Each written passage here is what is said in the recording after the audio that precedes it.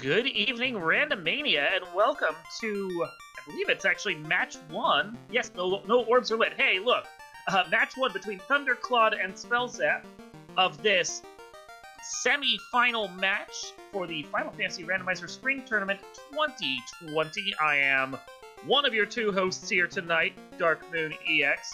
I'm joined in the booth by Jat2980. Jat, how are you doing tonight?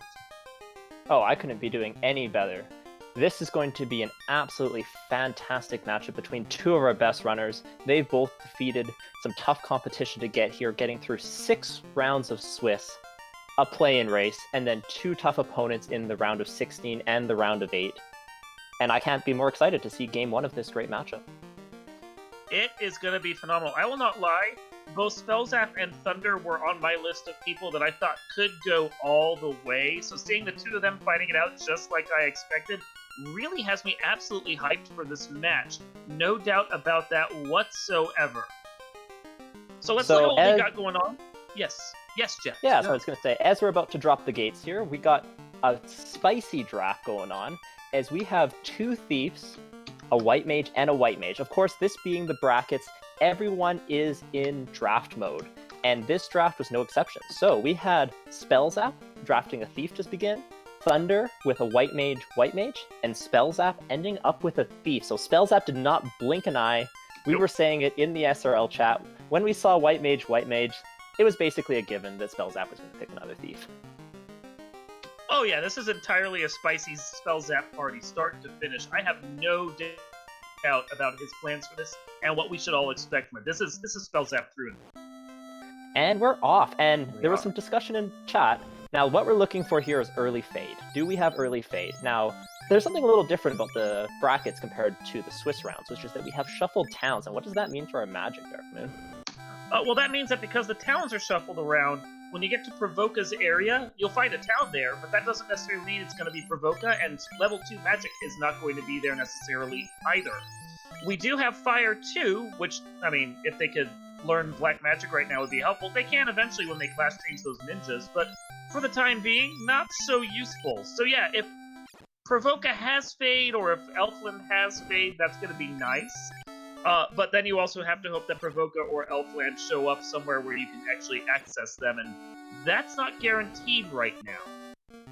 So Spellzap making an interesting play here. I think he was directly searching for the Thor Hammer by checking the King. So it's often assumed that the King is not available in the early game, but he actually is. It's just most of the time people check the King and Sarah at the same time. But in this early game, when you're lacking so much offense, if that's an early Thor Hammer, that can make this early game so much easier.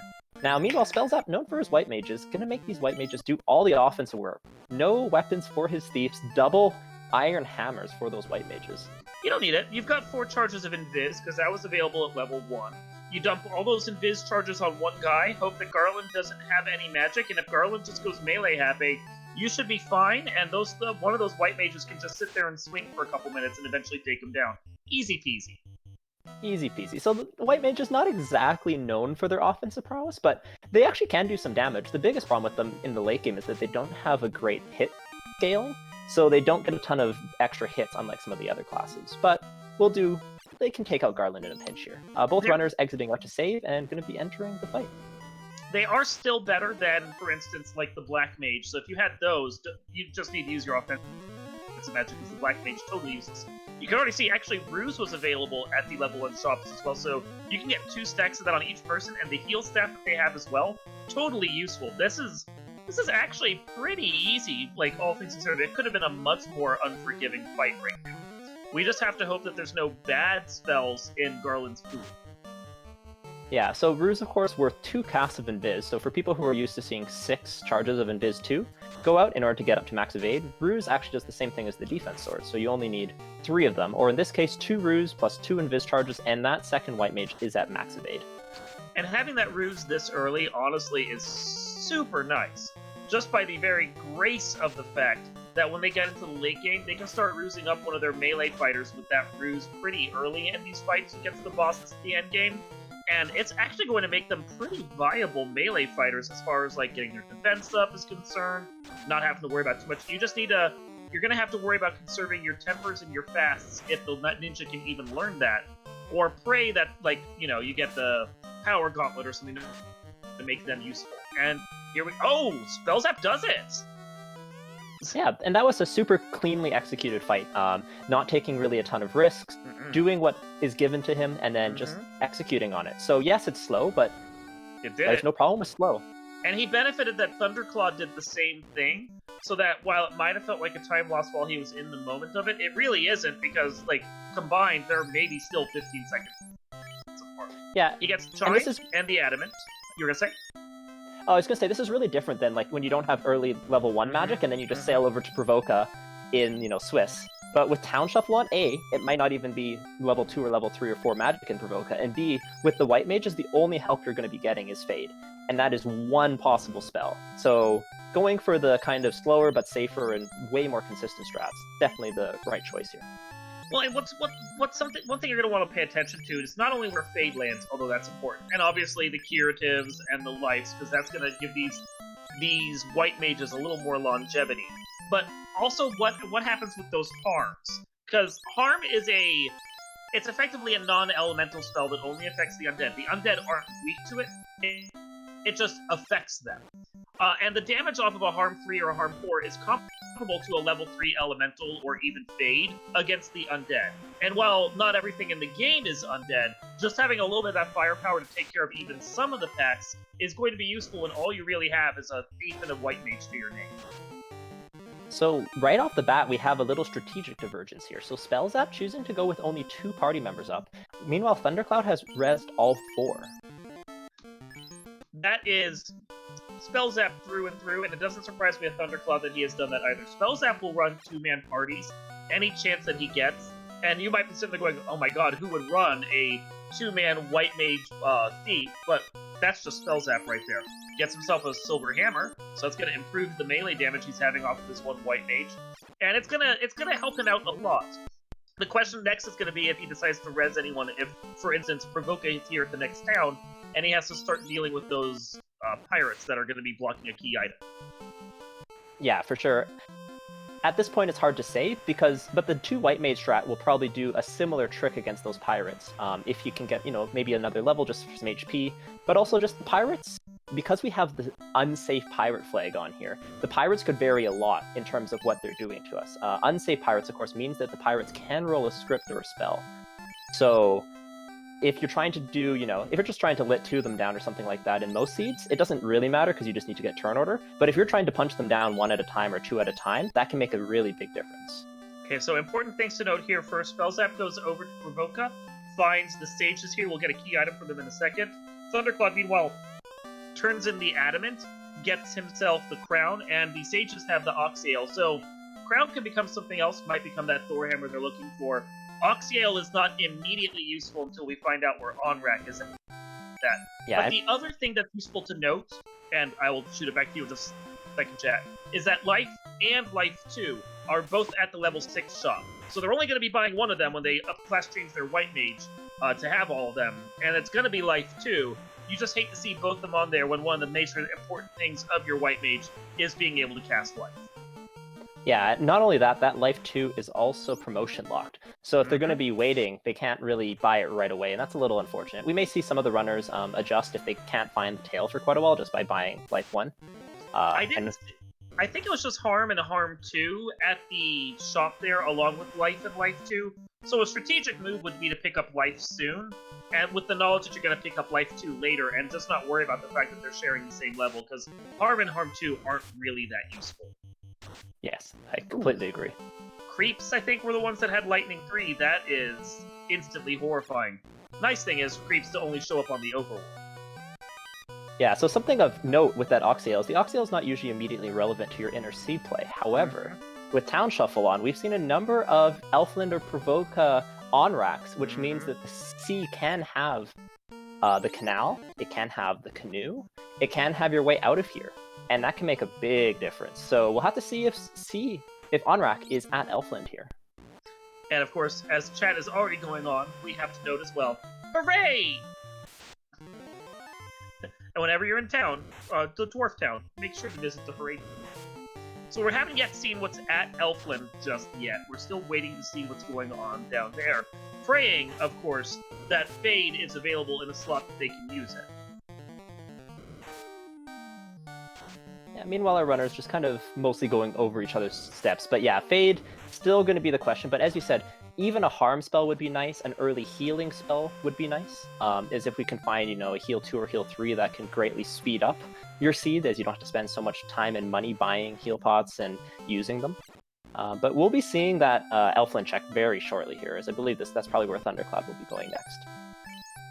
Honestly, I think it's where both of them are going to be going next, and Spellzap might have even been on the way over there, except for the fact that he discovered that the Stayhags are rude, have Poison Touch, and also have a very high chance to evade, because his Warrior White Mage was not doing anything against them, and now he's deciding the best thing to do right now is punch some imps. Punching some imps, a time-honored Final Fantasy tradition, but honestly, it can be a really good way to get just a few early levels. We were mentioning that even if there is some, level 4, level 5, we're having Melmond or we're having Elflin and Fade is there, that could be very problematic. Punching imps not going to happen. Imps have Stun Touch. Nice to see Stun Touch roll on something you're not going to see too much of, but still, oof. And Elflin does Elflin. Yeah. Okay, I believe the short sword is equipable by the thief, so we do have our first thief weapon. But other than you can that, actually start doing something. Oh, and we're selling the Silver Axe. You are getting Cell Strats, everyone. Woo, Cell Strats!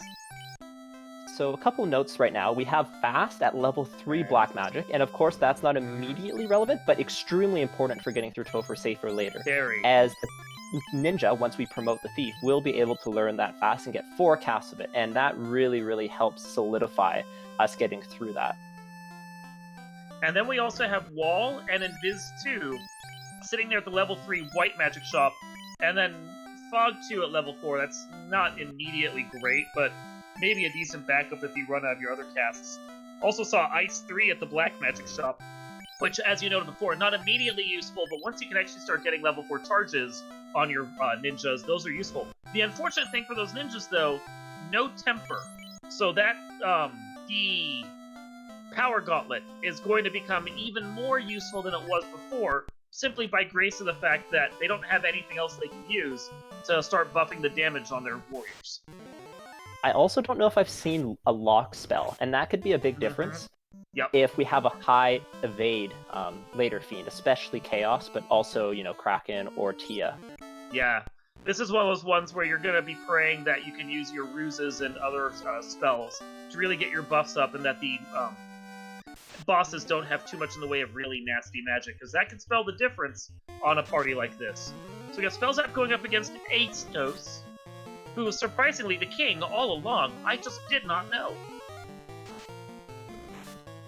Yeah, meanwhile, Thunderclaude actually skipped Astos, and went straight into Mars, checking the top floor immediately, finding some flame armor, which is going to be equipable by the ninja, actually is best in slot for him there. So that will be very helpful. But right now we have confirmed that the canal will be loose in Marsh, and it looks like it's going to be loose in the bottom floor of Marsh. So Marsh, not known as a fan favorite, or known as a fan favorite, but not known as a runner favorite due to a large variety of enemies that people can run into and wipe on, especially if you have to go into the basement with no warp or exit.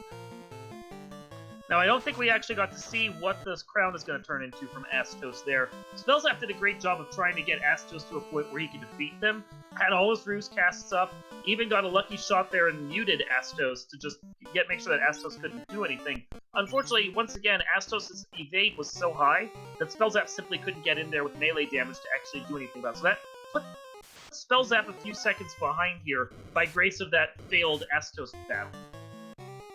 Okay, so yeah, and Astos did have the cube as well, so that's just something that's not going to be that important. No. And we had Trance Shadows, or one of the undead packs had Trance. Ooh! Get out your glow sticks, it's Trance party time. And nothing else so far in here, so Trance is going to be more annoying than lethal, but getting stuck in a Trance lock can be a recipe for disaster, especially if you're dealing with multiple enemies. I mean, it doesn't seem lethal until you realize that these guys have, absolutely no health. Even just a little bit of damage is quite lethal to them. Well, speaking of a little bit of damage, we have Thunder Bones as well, which are not a little problem. No. Thunder is going to wipe this party immediately. Thunder will wipe Thunder. There's a certain irony to Yes, Thunder getting a taste of his own medicine. that. Now, if something starts casting Claude, then we know we're in trouble. Or something starts casting Zap. No, I'm sure we'll probably see something cast Zap, even if it's just the end bosses. We'll have to see if that is something that comes back to bite Spellzap in Topher. Thunderclaude. I was paying attention to what Thunder was doing, so I missed what Spellzap actually got in the top of the dungeon. But whatever it was, he feels the need to walk it back out. Yeah, I believe it's probably the Flame Armor that he wants to keep for later in the game. The Flame Armor or the Ice Armor will be the best equips possible for his ninjas, and this is almost certainly going to be a seed where promotion will be at least very, very, very helpful, so both runners are planning on doing that. Don't know that he's going to get out with this right now because he had the trance party happen. And unfortunately wasn't able... Oh, and they have Thunder. Yup, there was that.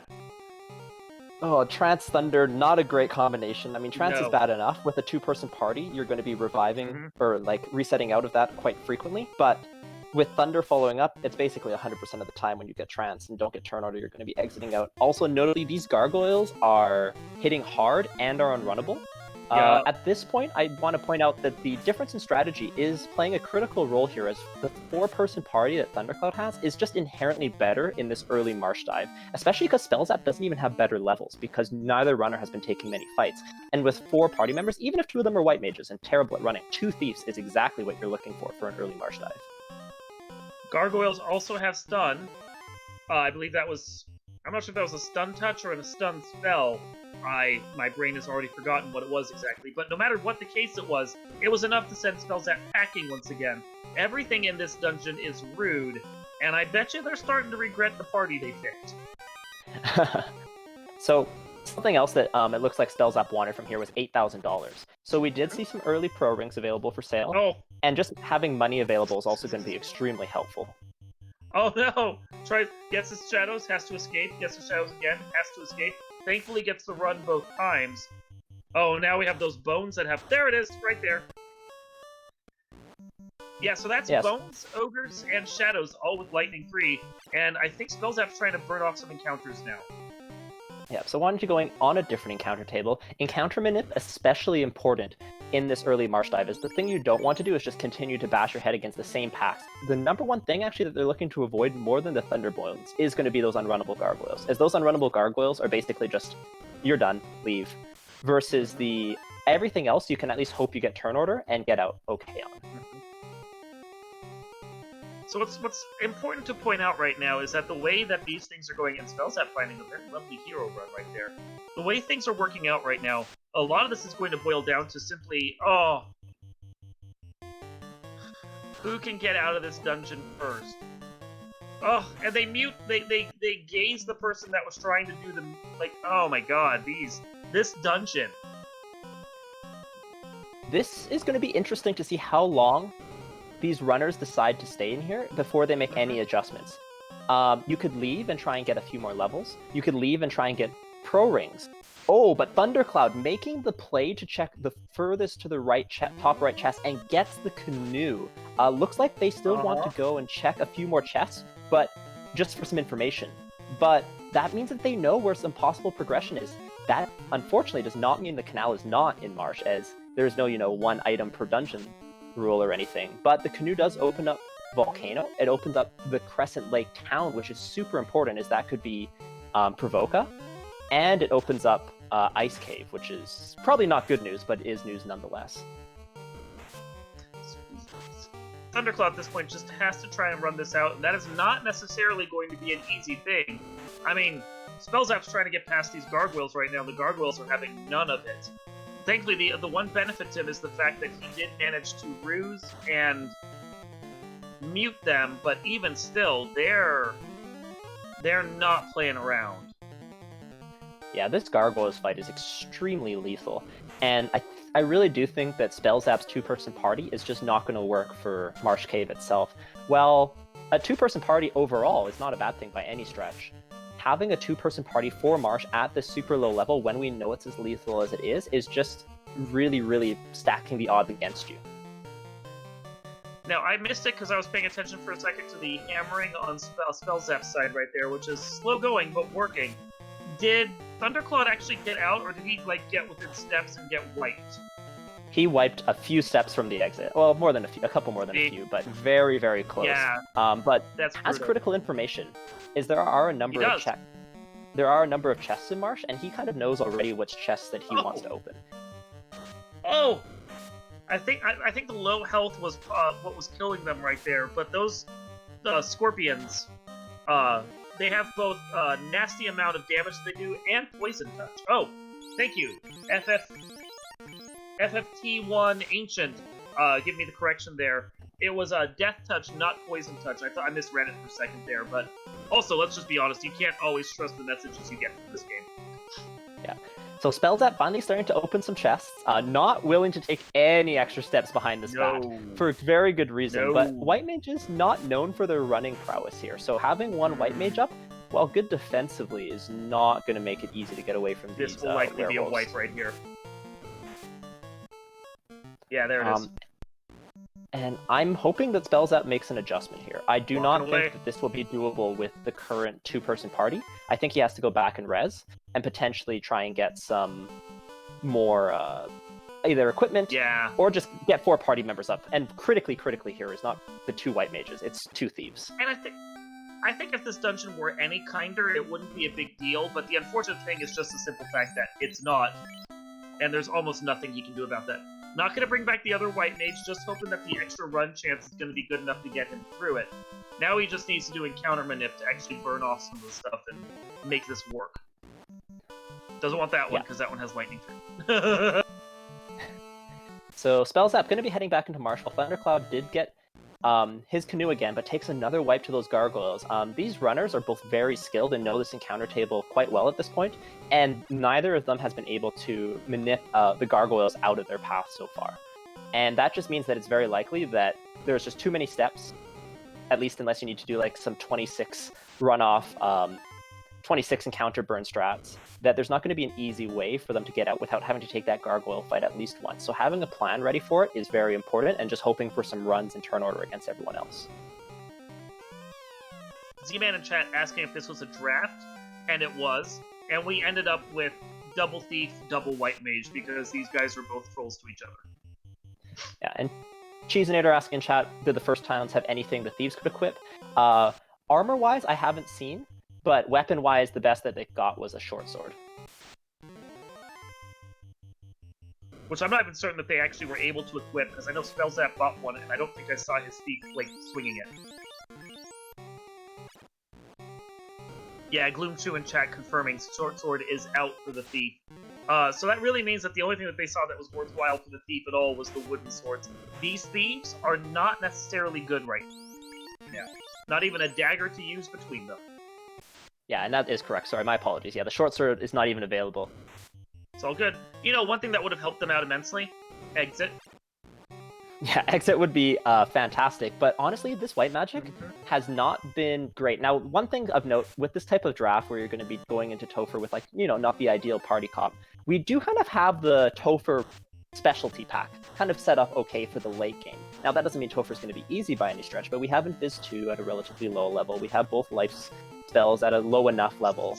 We have Fast, which is critical. So we do have some things for later, but nothing really that's all that helpful right now. Oh. Spellzap got out of that fight. Not Spellzap. Thunder got out of that fight. Thunder just might be able to make it, and he has! He is out! Thunder made it! So Thunder, the first runner to get out of Marsh, not through any major strategy changes, just by banging his head against the wall enough time. Not just pure luck, you know, making good decisions as well, but a lot of luck. I mean, this is casino themed. So now he's gonna go try his hand at this Astos fight. Gets the cube, immediately wanders away from it, because cube is not viable to him just yet. Even though they could potentially go and do the Air Palace as soon as they find that canal, I don't think they're gonna want to do with the party comp they have just yet. No, although, you know, I know Spellzap is heavy on Team Sky, so definitely something that Spellzap will want to do as soon as possible. But maybe not something they want to do super early here. There is a large number of chests, though, and we have seen our fair share of sky floaters. So his party gets wiped by those unrunnable gargoyles that we saw before. And he's going back up to try and get through this once again, really hoping he can make it through here and keep that flame armor and his characters alive for this. Let's get a lucky run against these zombie ghouls. Meanwhile, I'm sure Thunder is heading over so we can go search out the volcano area and see what's available at the town there. Hopefully against hope it's not Onrack so he doesn't have to go dip the Sea Palace.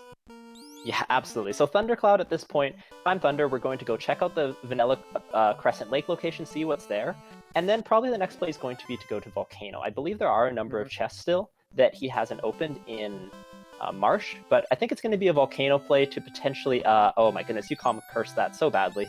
Volcano to Ice. But at this point, I would probably lean towards going Mermaids first. Mermaids, of course, is the right side of Sea Shrine. We have the Oxyale, and Mermaids critically has no encounter, so the number of steps to number of chests is looking okay at this point. If all you want to do is go check Mermaids, that's a very viable play. If your job is going to have to be to go to either side of the dungeon that actually could be a lot worse, no, I would not want to be there without at least another 10 levels or so on my guys and a lot of luck. Yeah, absolutely. Yeah, I mean, all it's going to take is one ghost fight of any type, and your entire party's going to be dead before you, taken down like dominoes, basically. Yeah. Thunderclaude, opting for the Volcano immediately, and this play also makes a ton of sense. Volcano has a great chest density on this armory floor, and any one of these could easily have the canal, have a bunch of gold to fund the trip, and there we go, There's right away. Okay. The canal in Volcano, and that is a really nice find for Thunderclaude, just further cementing his little early lead here. So we also find the Flame Shield right there to go along with that Flame Armor we found earlier, and the first of our Casper items, the Light Axe, which, when you have a White Mage party, not necessarily the best thing to get right there. And it's Mudgull Rock Gulls, please say you can run away. Oh, they have Dazzle too, because of course, why wouldn't they? Yeah, well, the Light Axe, not usually what you're looking for in a double White Mage party, but right now they don't have a good harm spell yet. No. So I will take that Light Axe. Grimp Werewolf might just be the best thing they could have hoped for here, honestly. Just gotta hope that they can, get through this particular fight here to walk out that canal. Really is hoping he can get some experience off of this and somehow manage to make this work. Crabcakes in chat did ask what the town was at Crescent, and it was Onrack, and I feel bad about it, but only a slight sliver, not that much. We can't feel that bad anymore. We found the canal and Volcano, so Onrack's not even that bad. Except for the fact that Spellzap could very well go and make that Mermaids play I was mentioning earlier. And that Mermaids play could pay off big time.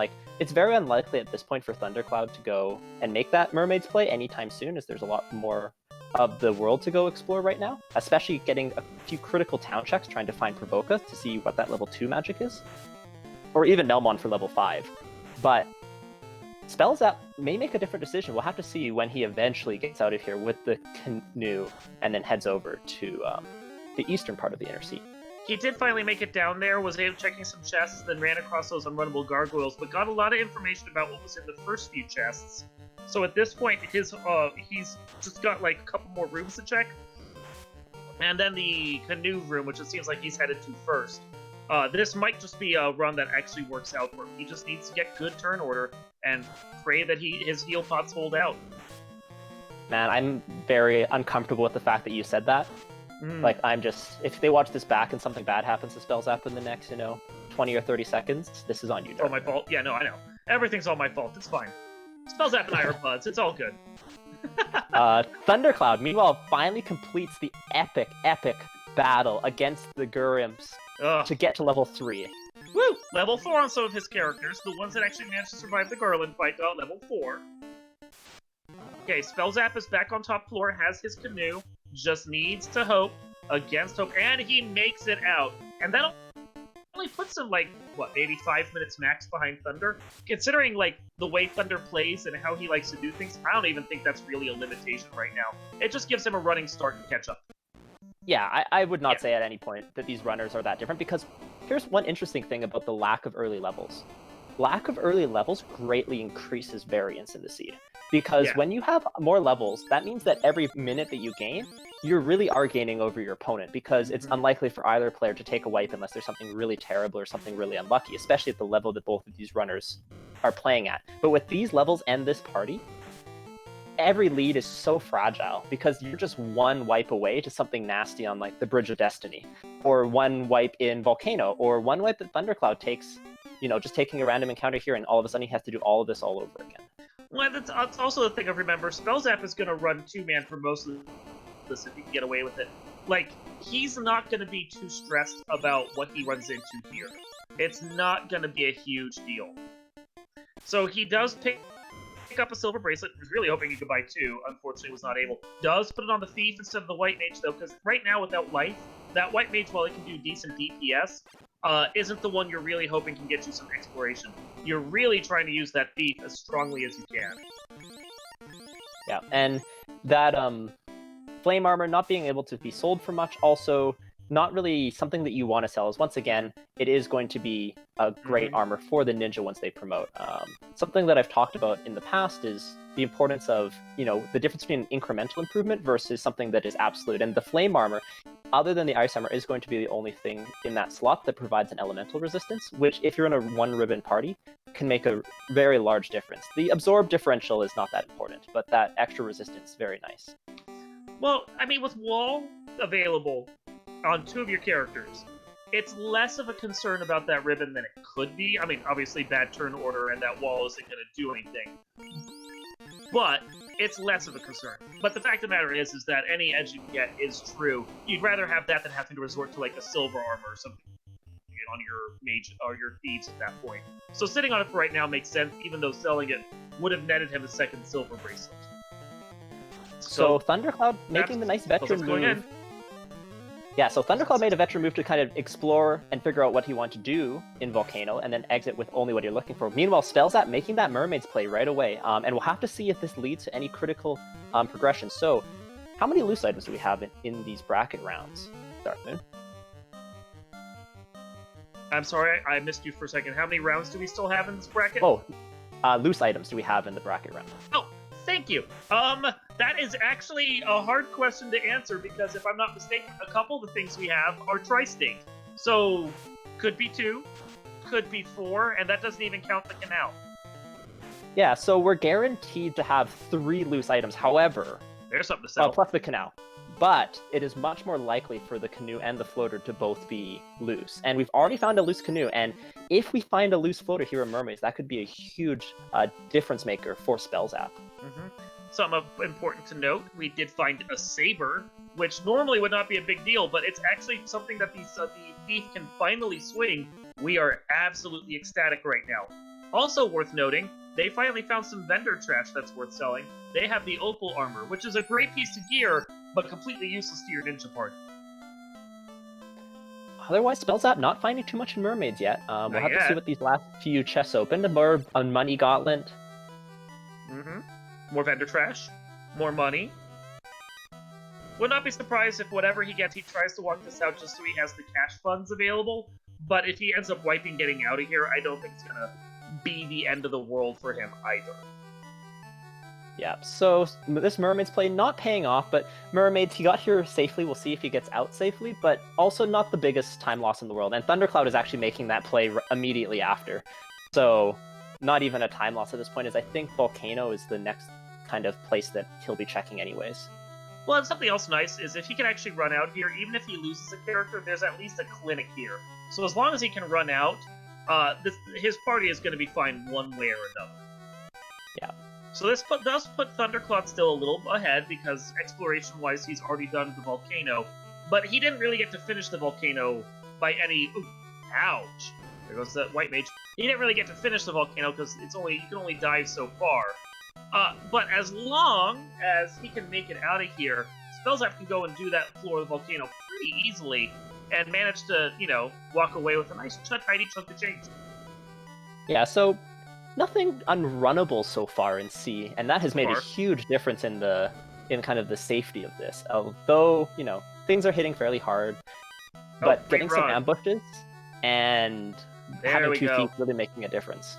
So we didn't see the ghosts, and obviously, of course, the Sahag, the red Sahag with Sahag pack is going to be unrunnable because that hasn't been turned to runnable yet in the current meta. But soon. I mean, so far we haven't seen anything that's too gross right now. I mean, he took a lot of battles right there, and the worst we saw was lobsters that punched really hard. But that's just lobsters. Oh, unrunnable Peds. I don't think he's going to be able to do this. I credit him for trying, but... He was actually trying to call the Peds to him. He was actively either trying to encounter something to get onto the run, or he was trying to find a fight. But I cannot see him taking out these Peds. I just don't think. I mean, if they're already missing. If he can actually manage to do this, this is going to be a super chunk of change on whatever characters remain, and it might just be he doesn't go for it. Like, I want to see him try at least. I mean, so while Vanellopede's he's going having... up to Volcano to do his... Go ahead. Oh, I was going to say, Vanellopedes have over 200 HP. That could have been a repeat of the Garland fight, but times 4. And I don't think we want to be spending quite that long there. It's true, but the experience would have been lovely. So while Spellzap is going to Volcano to do the exploration that Thunderclaude did, Thunder is actually making the bold move to dive further into the Sea Palace. Gets a free run against these ghosts. We still don't know what they have, but we at least know they're runnable. This is a really interesting play by Thunder, because I think there's almost no chance that he can defeat Kraken at this point. 0 chance. But it's information. Yeah, getting information, checking for loose items, but there are 2 towns available to him. And if Fade is in either one of them, that could be a huge difference. One of the key places we haven't found yet is Provoca, which both has level 2 magic as well as a key item. So a little surprising to me that Thundercloude's making this play, but it is a proximity check. They're right here. They can get some information. So, important note right there, it wasn't just that they hit hard. It does look like the Seafood Party pack has Death Touch. Because even when they were doing low amounts of damage, they were instantly killing the guys. So, right now, Ocean Palace, not such a good idea. If you have to explore one of the 2 places, I'm going to go to Volcano. But do remember that the Ice Palace is still on the table. Ice Cave. Just the unfortunate part is the fact that the bones there do still have Thunder. Yeah, Ice Cave not going to be at the top of either runner's hit list for the moment. But yeah, it is something that is absolutely available. Did Thunderclaude not walk out of Volcano successfully with the canal? I think he's just going to go there because it's a little safer for him to do. Unfortunately, Spellzap, while trying to walk out, runs across unrunnable Sphinxes, and the Sphinxes want nothing to do with that beat and destroy him. Interestingly, I think that's exactly the same thing that Thunderclaude ran into. Oh, there we go. Yeah, I mean, and those levels that he wanted completely wiped away with that. Gargoyles has Stun Touch, and of course hit like trucks. And bad turn order. A nice failed thief run, even though they should run 90% of the time. That takes care of that. Yup, those are gross. Yeah, so Spellzap not power cycling there, so trying to go out on a different encounter table. And I expect both runners here to be getting the canal, probably getting the light axe, and then piecing it out. And I hope that both of them go and check some towns at this point. If Spellzap decides to wander away and not continue here, that might be the difference there. It might give him an edge, because there really isn't a whole lot else going on here that's worthwhile so far.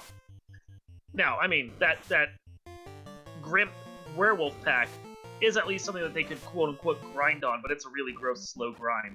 They don't really want that. Checking things and trying to get through dungeons and actually walking away with something useful, Floater and Tail would open up this seed wide right now.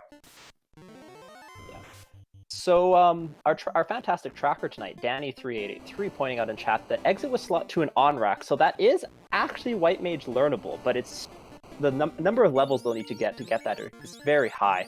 But it is something that, you know, Spellzap with a smaller party count could be helpful.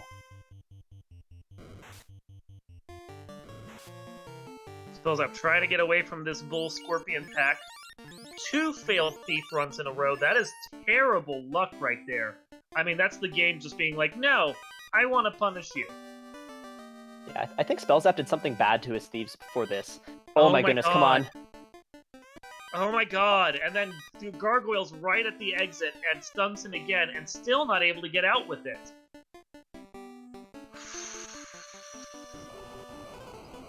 This has just been a run so far of Punishment. banging your head against dungeons, Mhm. trying to get out with one item. It's Marsh for the canoe, and then Volcano for your canal. Thunder raging a little. Like, he wants to try to get a encounter or something to burn off. I don't think he remembers that you can't get it at the door. I mean, I'm sure he knows, but he was doing a lot of running right at the door. Maybe just out of range. Hey, there we go. Burning off the Argwiles, I think, maybe? Or trying to burn off an encounter that would be something other than the Argwiles, and unfortunately, they showed up anyway. He was trying to burn off that Sphinx encounter is actually what he was doing. So the way that it works is that the encounter table varies by floor, obviously, but the number of steps you need to take does not. So what he was trying to do there was take enough steps to trigger the next encounter, but take that encounter on the previous floor so he gets something different than the unrunnable Sphinx, and then move on to the next floor after he's already burned off that encounter. Unfortunately for him, it turns out that the next encounter in the table was another Sphinx fight on that floor. So I expect him to be burning up 2 encounters this time on this floor before heading up again, or he just power cycled and is trying to just, brute force his way through the RNG table. Spellzap doing a quick heal up to try and survive whatever's thrown at him on the next floor. And Spellzap Also just showing what an experienced runner both of these runners are, doing the same strategy, and he's also going to hit that unrunnable Sphinx pack on the next floor, because I know that both of them are coming in on the power cycle, knowing exactly what's going on. So Spellzap getting ambushed with the stun touch, gonna wipe. He's probably going to go and try and burn the encounter again, and then he's going to wipe again to the Sphinx. So this is just a very painful early game. That's punishing.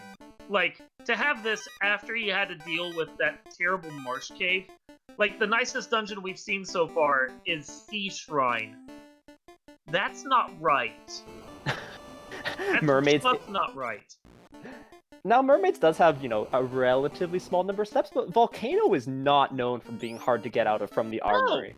No, normally. And if you had a fighter party or some black mages, this wouldn't be all that bad. The unfortunate fact of the matter is that for this particular party that they have, it feels like the game picked the worst possible thing to throw at them. Thunder has managed to make it out with his party right now.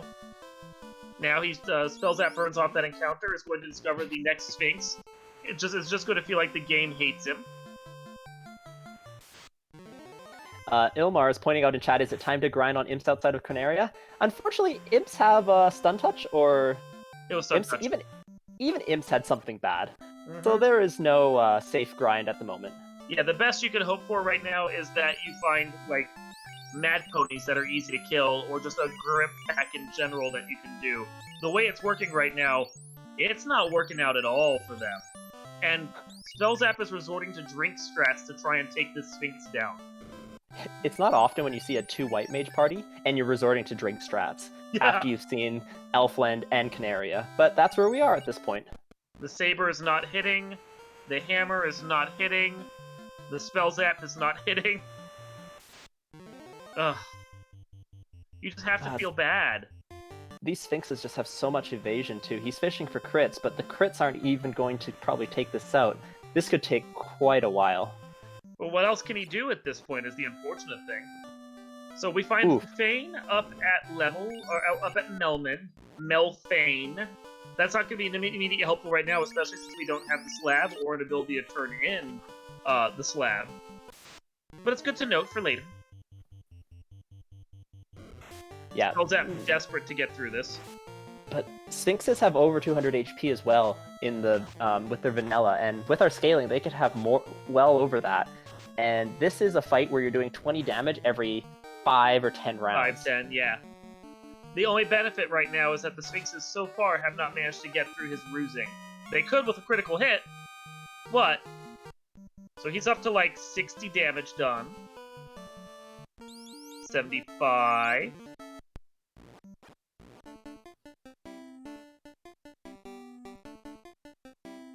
There's another 20. So that's 95-ish. So while we watch the while we watch the man mode fight of White Mage versus Sphinx, what is it, like, Unbreakable Shield versus the Unhittable, or something along those lines? Basically, it's just a wet noodle fight where the Sphinx can't hit him and he can't hit the Sphinx. But meanwhile, Thundercloude's decided to go check out Earth before going to Vanilla On-Rack location. which is a play that will provide some items and also a few grind tile checks. Now, the first grind tile had dragons, but also gold bracelet and the Masa in the chest at the bottom of Earth 1. That's cruel. That's just cruel. So, Spellzap is up to 250, does manage to take it out with another 14, gets Zoe up to... oh my god, he didn't even heal. You madman. What the hell, Spellzap? But he makes it through. He makes it through. So if he goes to Earth, which I'm assuming he will, because where else is he going to go? No one wants to do Ice right now. He is going to potentially be able to get that Maza as well, and then they'll both be in game-changing factor right there. Yeah. So that Masa just going to allow them to finally get Do some damage. levels, because the Masa will allow them to do some damage and take on something like this Blue D pack, which will give them as much experience in one fight as they've gotten basically over this entire seed. And you can see he's doing invises and ruses right now to get his character up, because if he can get it so that it's one white mage against those and they aren't doing anything to him, then he can just man mode them all down and probably get himself, what, to like 10 or 12 or something off that. They do have lightning, though. That might be a little scary. Yeah, Lit unfortunately not evaded by Ruse. And fire, too, so that's not going to work. Yeah, now the Masa is something that is going to greatly benefit like a two-person strat, as with the Masa, you're going to be able to do damage from a single person, and if you get that person high enough, you're going to be one-shotting everything. And that's going to just let these grinds go a lot faster, those levels are going to make everything a lot safer, and once again, levels going to decrease the variance in this seed, and allow you to feel safer and better as you go through the rest of it. As a benefit right now, Thunderclaude has found in the Hall of Giants an undead pack, Mummies Whiz Mummies, does manage to take them down, does get his characters up to level 6 now. The Saber Key Medusa pack is not going to be anywhere near as kind, especially since all he has to do damage is that Light Axe. Light Axe is going to do some serious work right here. There is no question about that. Yeah, so I think this Mummies pack is about as good as what you could ask for. Now, of course, you could ask for eyes or something like that, or even that Mudgull pack might be okay with the Masa, but this Light Axe combined with the Masa going to do great work against this Mummy Whiz Mummy pack. Yeah, like that Light Axe actually took out a Whiz Mummy. The Whiz Mummies rolled 160 or less. The Mummies rolled 75 or less. Good rolls off that Light Axe, and you could take out most of that pack. That is brilliant. Throw some heal pots down, and start like grinding on this for a little while, because this is going to be your source of levels for at least up to level 15. I was just about to say, I expect Thunderclaude to easily go into the kind of mid-teens here. So, into 13, 14, 15, 16, somewhere around there, and then feel much better about their HP levels. Now, something that, if you've been watching a lot and you've been seeing a lot of fighter strats, the fighters aren't really underrated within the community, but if you're a viewer, something you might not realize is just how helpful that massive health pool is on the fighter, or even the black belt. But this current party is going to really, really suffer with HP growth, so every level really helps you survive those elemental AoEs and things like that. So, Whiz Mummies are less than 48 health. Even if you have to cast that Light Axe a second time, that is going to be a massive amount of damage you get to do. I really hope Spellzap has that Light Axe, because I think even more than the Mazamoon, that's just a game changer right there. Yeah, and he does. Perfect.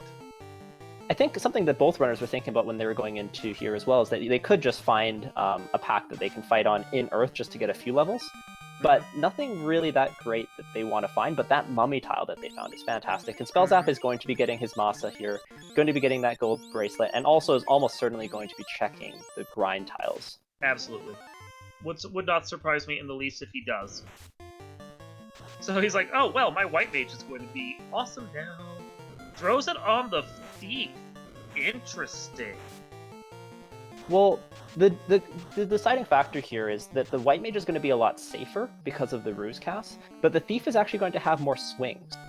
We do have thief, it's not really fixes on, but thief buffs on, where the thief gets, I believe, double their normal scaling, and that makes the thief actually the highest damage dealer with the Masa at reasonable levels, even more than the black belt. So the thief is going to do very, very good work. Unfortunately, the thief's still very susceptible to getting punched down. Well, that's why I think he threw the gold bracelet onto that thief to try and keep him alive. Once he sees that grind tile, I think his two-man strat is going to pay off bigly at that point, because he's going to be able to just wail on these guys and not stress too much about it. He'll get a lot more levels quickly than Thunder does, even if he spends the same amount of time. Yeah, I think this is like a very good position just based off those items they got for this two-person strat. Mm-hmm. So Spellzap may take this even higher than Thunder, as with that two-man party, you could go up into the high teens without spending an egregious amount of time. Mummies have between 51 and 54 health. That is their exact range, because I just saw it in action. So Thunderclaude is going to go try and take out Astos now, but I would not be surprised if somehow Astos is still evading enough to avoid this Mazza, because they just don't have a lot of swings yet. Yeah, I think the other thing that Thunderclaude is going to pick up, other than this cube, because I think that one of the logical places to go after checking Onrak is to go to Mirage, is also going to be to pick up a life spell, just so that he doesn't have to come back to the Inner Sea, as life was level 6 at Crescent Lake, which was in Provoca. Yeah, would not surprise me if he decides to go, both of them decide to go up enough in levels to actually get those level 6 casts, which I think is level 16, if I'm not mistaken. Yeah, someone in chat will definitely have the exact number, but yeah, it's around there. It's like high teens. Yeah. Not too bad. He's already at level 10 and 11 for his two characters. I think it's 11 for the White Mage simply because of the fact, free round right there for him. It's one level higher for his White Mage by grace of the fact that they survived Garland. Ooh, also making the nice play here to go pick up some Pro Rings. Mm-hmm. Lovely. So Pro Rings, Gold Bracelets. Spellzap is going to probably fully equip his party. So he's going to have a Masa, a Gold Bracelet, 2 Pro Rings, and life probably before he leaves for Onrak and Mirage. But going to continue to get some levels here first. Well, and by the simple grace of the fact that he only has 2 characters he has to care about, doesn't take anywhere near as much money to fully equip your characters. Has Thunderclaude already sold all of his gear? I'm surprised that based off all that money gear that we've seen, that he wasn't able to afford 2 Pro Rings. Well, question is if they were actually able to, walk it all out. That's true. A lot of that stuff that we saw was vendor trash that was available in things like Marsh Cave. And Marsh Cave was rude enough you didn't really have a chance to do that. Okay, yeah, so people confirming that was not found. Yeah. So McFruit asking in chat, has level 2, 3, or 4 magic been seen yet? And the answer is 3 and 4 has been found in Vanilla Elfland. Level 2 Provoca has not been found yet, and we only have 1 town available before we get the floater, which is the Vanilla Onrak location, so we're going to have to hope that we find it there. No Fade so far. Life is available, and we have found none of Cure, Cure 2, Cure 3, Cure 4, Heal 1, Heal 2, or Heal 3. So... Or, for that matter, Harm 3 or Harm 4, both of which would have been a whole heck of a lot nicer to have right now, even though the Light Axe has been doing a whole hell of a lot of work. So yeah, these White Mages not really doing White Mage things. Mostly right now they've been casting Silver Ruse and Silver Hammers, and swinging Silver Hammers. Yeah, they're Warrior Mages through and through. Spellzap has actually been doing more of what you expect from a White Mage than Thunders has by grace of the fact of that Light Axe. That's it.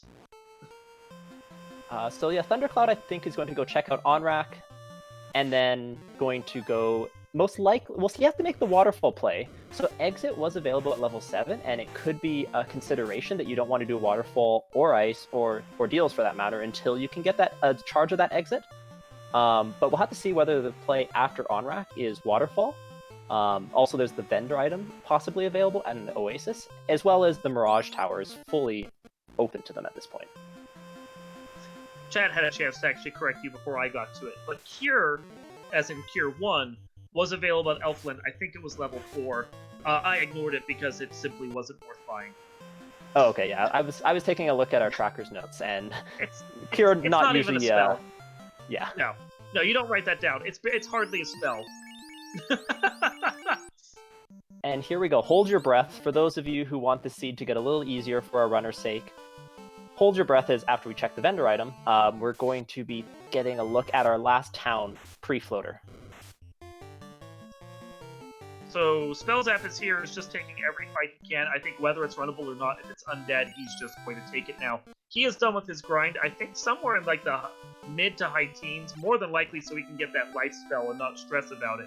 He is also going to go over and kill off the elf and the kingly robes, so he can get his cube and not have to stress about this anymore. And we have you go ahead. We have Provoca in on rack, and Provoca Cure 4. Oh. Has Cure 4, Harm, and Heal. So all that stuff I was talking about before, all available at level 2, but critically no Fade. And that does mean at this point that Fade is Gaia or... we're looking at, like, I don't think they actually checked the spells at level 7, so we're looking at level 7 or level 8, basically. Mm-hmm. And I don't think they checked it at Lufane either, so oops. Pirates are dazzling. They're coming out with their sequined robes. They are quite the showmen right there. Yeah. Oh yeah, and there we go. That's what Chad is correctly pointing out. We did find Cure 4. Cure 4 is a huge boon to them at this point. I don't think they're going to complain about Cure 4 in the least. I mean, it's still not going to help them if they get insta-killed by any of the spells that we've seen, but in cases where they get stunned but the White Mage stays up, Cure 4 can actually be used to cure you of all status ailments as well. Nothing to complain about. The other thing that we saw there was Lightning 3 at level 2, as we get the herb from Decay. Lightning 3 not useful to them right now while they have unclass changed thieves, but once they actually get to have ninjas, which we did find the tail right there for sale at the shop, Lightning 3 is going to actually become useful to them because they finally have levels to use to cast it. Or when they get levels to cast it. And don't be surprised if they decide to go and grind mummies for a bit to get some level. Yeah. So yeah, the ninja will be able to cast most notably Fast, but also Quad X, Ice 3, and Lit 3, as well as Fire 2. So a pretty good assortment of sweepers that can help with those unrunnable packs in Topher. Yeah, chat pointing out correctly, I was blanking super hard on what town was not available, but level 5 is what we were missing, is Melmond. So Melmond and Gaia are going to be in Vanilla, Gaia, and Lefane location. So Fate at level 5 would be a really good thing for these runners. It would. That's still something that they can learn. I mean, yeah, it'd be super useful for them right now just to have that. Warrior Mage doing work. Thief is just there to take all the hits and get stunned. Now he's going to try and mute them so they can't dazzle him anymore. Double checking to see if he gets them. He looks like he gets them all. No need to worry about dazzle anymore. Yeah, that's a really nice adjustment there, using mute. Oh, and they had frost. Sorry, they had frost and heat. Could have been real easy wipes at this point if he hadn't done that mute. Good job there for Spellzap. Real better. So Thunderclaude did make the decision to go check out the waterfall. I think this makes a lot of sense considering the proximity, and if this is something like the floater, could be huge. Okay, frost, heat, and blizzard so far. When the game makes nasty pirates, it does not hold. This could have been a really gross pirate if he hadn't muted them. That's amazing. Yeah, for sure. And this is why it's so important to pick up mute at in the early levels. If you see it in these kind of weird seeds. Obviously if you had an AoE sweeper, mute's not going to be needed. You just take the fight a few times until you get turn order. But in this case, no option, and being able to get that herb, who knows what that's going to turn into, so that could be huge. We do find a bottle and an ice sword here at Waterfall. Ice sword is going to be, and ice armor! So your double thief party pack, if you can get that flame armor out at some point, going to be very nice to find there. It also means that, you can have an ice sword on your ninja whenever you finally decide to use him. So there's a lot of good gear there if you can just walk it out. Walking out, of course, being the trick. Also, if you were wondering, that was Out of Bounds Bat. Everyone cheer for Out of Bounds Bat. Hey, Out of Bounds Bat.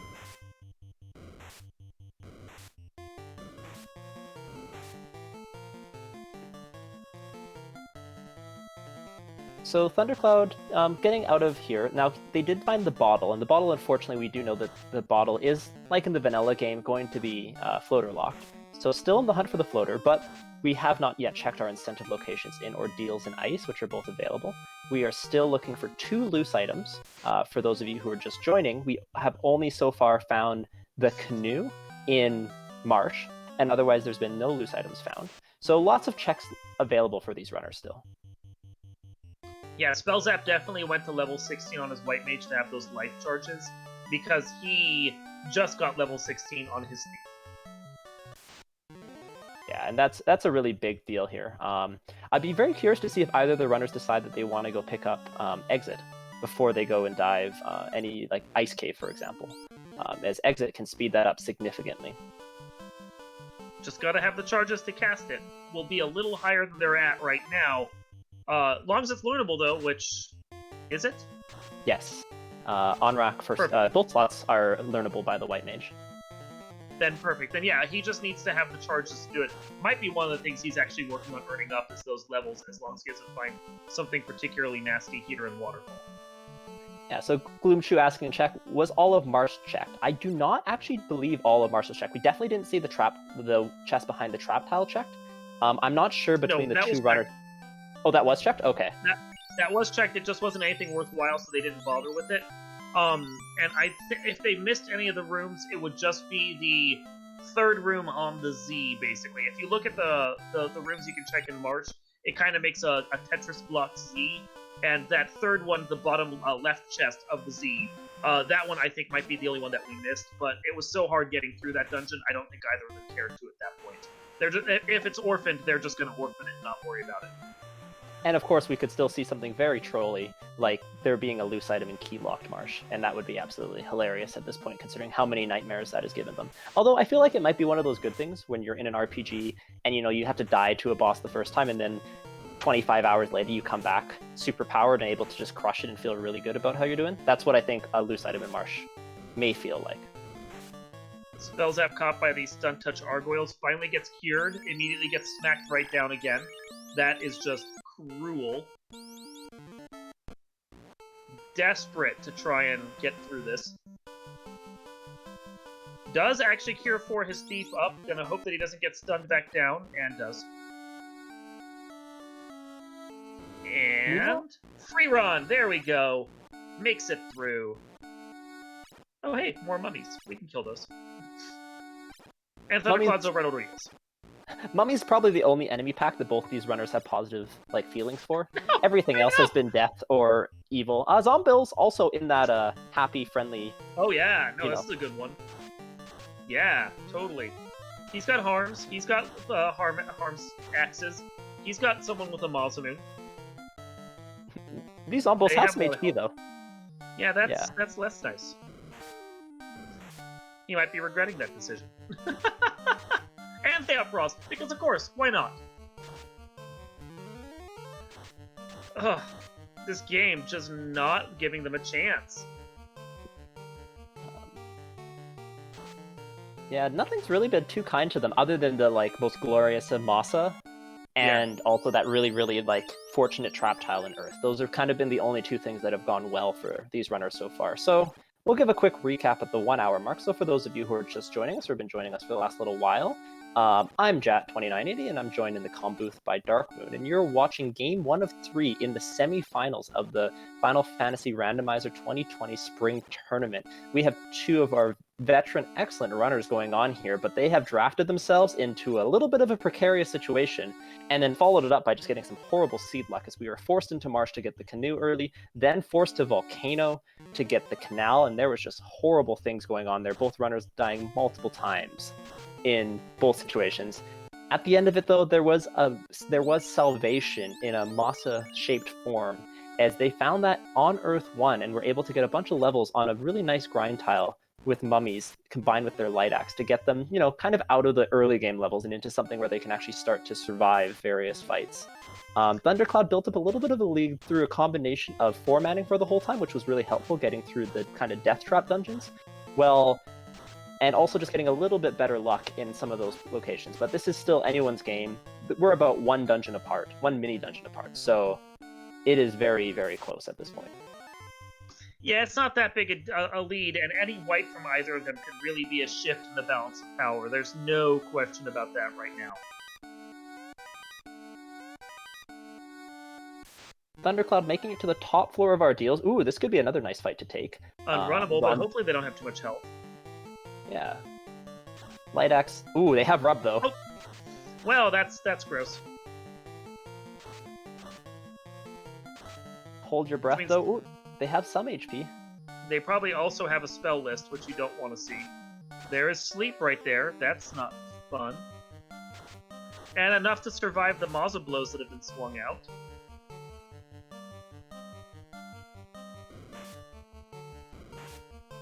Thief is dead. Mage with the ruse manages to survive, though. One of them is down. Heal pot strats for the win. And there we go. He does get through it with 2 of his white mages alive. Ooh, he's only level 13. That's part of the reason why this is a little more of a struggle for him. Yeah, and with being level 13, that also means that Thunder does not have any life charges available. And while Thieves are the best class in the game at running away, White Mages are the worst. So they're going to have to fight their way through a lot of things here, and they still have a trap tile to get through. So not having life, going a little bit... getting a little bit lower level, which is kind of par for the course with this 4-person strat versus Spellzap's 2, gonna really kind of hurt a little bit more in this case for Thunderclaude. So that 2-person versus 4-person strat really been a tale of the seed so far. And we have a max money chest there. Ooh, nice. Little late, but better late than never. Indeed. He does, Spellzap is catching up. Thunderclaude does get through those battles and finds a Cobra Scorpion pack, desperately trying to figure out the best way to get through this. Of course, unfortunately, the white mages have some of the worst run luck in the game. Does get through, though, gets a free run, runs away, and is walking out with whatever it was that was there that I already missed. I'll check the notes. The key. That is a lovely item to find. So the key, of course, it's directing them right away, bottom of marsh. That's where you go next, right, Darkman? Sure. I think I'd go to Ice Cave at this point before I ever even think about going back to Marsh, honestly. Yeah, of course the key's going to open up... Oh! We didn't see that from the Zombies. They have stone poison. Ooh. Thunderclaude dodging a bullet there, but... Very much so. Spellzap, once again, still just kind of maintaining this one mini-dungeon lead. But we'll have to see what comes up next, but... Oh man, so the key opens up a number of free chests. We have Elfland, we have the Northwest Castle checks, we have Canaria Castle checks, we have 3 chests in key-locked Toph, and then of course we do also have the Marsh checks. But those free chests really nice, as it's going to give them an additional opportunity to find a loose item, as well as potentially pick up something like a ribbon, some better gear, all good things. So a free chest at this point, something that is very nice. Something else to point out also is the fact that they do have the herb that they can turn in, and they're going to get the ruby, which unlocks 2 more checks that they can do when they go over to Titan area, because both Titan Trove is incentivized, as well as being able to go talk to Sarda, who is available to you to talk to, even if you haven't killed the vampire yet in Earth. So I'm going to attempt to commentate or curse/bless this a little bit by saying, I think right now is a really good time, once again, to bring up the fact that we do have tri-state movement on. And while tri-state movement options do not make it more... so there's less loose items or more loose items, what it does make it is that makes it way more likely for that floater to be loose. So while we do have a bunch of incentive locations still available, including those 2 behind the ruby as well as the ice cave, it is more likely for that floater still to be loose. So even after following this incentive chain, we very well could still end up in a situation where both runners are like, I need to go figure out where I need to find my loose floater. Yeah, Marsh loose floater would just be cool.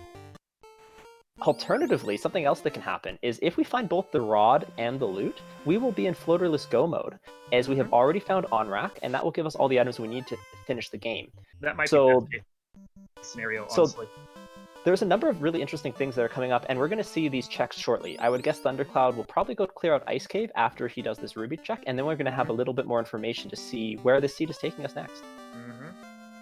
So while he's doing these checks, I also want to point out that if you're enjoying this game, you can see more of these guys tomorrow, as Spellzap and Thunder will meet for Game 2, 10:30 p.m. on Randomania, with their specific Randomania channel to be determined tomorrow.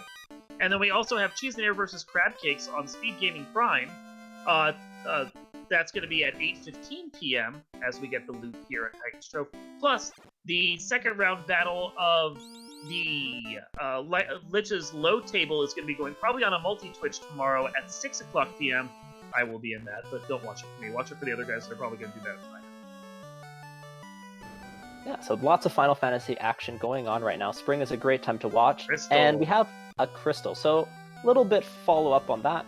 We'll have to see what that turns into, and then where Thunderclaude wants to go next. So Spellzap getting through a couple nasty encounters and wiping to one previously that Thundercloud didn't have to deal with. We'll have to see if Spellzap makes it out okay here, but still has those 2 higher level party members up and life available. So. And if that crystal doesn't turn into anything else, at the very least, it did turn into free experience because it's another 5% added to their total. You know, Spellzap, as they level up. Yeah, Spellzap's Thieves finally working as intended. He must have, bribed them a little bit. I've heard Thieves respond well to that. So able to get a first turn run there. A little oil on the shoes. It's fine. And then he can run faster. Just a nice skid. So this does put Spellzap probably about 5 minutes behind, just by grace of the fact that he has to now do all the clearing that Thunderclaude has done. And Thunder is able to go and check all these, locked chests here and actually get a lot of clearance out of the way. And they're going to be checking everything because they need gear as well as that loose floater. Potentially loose floater. Yeah, if the floater is... Even if this seed ends up being floaterless, there is still a very different scenario compared to when you have, let's say, a black belt. When you have 2 thieves and 2 white mages, as the white mage is not getting a ton from promotion at this point. However, the thief gets a huge boost in the ability to cast magic, especially fast. Now, something of note is the Masa is probably the one ingredient that could make this seed possible to go promotionless, but that's going to be a really big risk. So we're going to have to see what these runners do and how that impacts their decision once they've opened up, the remainder of these key locks and checked out the crystal and ice cave. Yeah, the lack of fade right now is what's really going to cause the risk for them. Because they want those sweeper spells when they get down into Topher and they have to deal with unrunnable battles.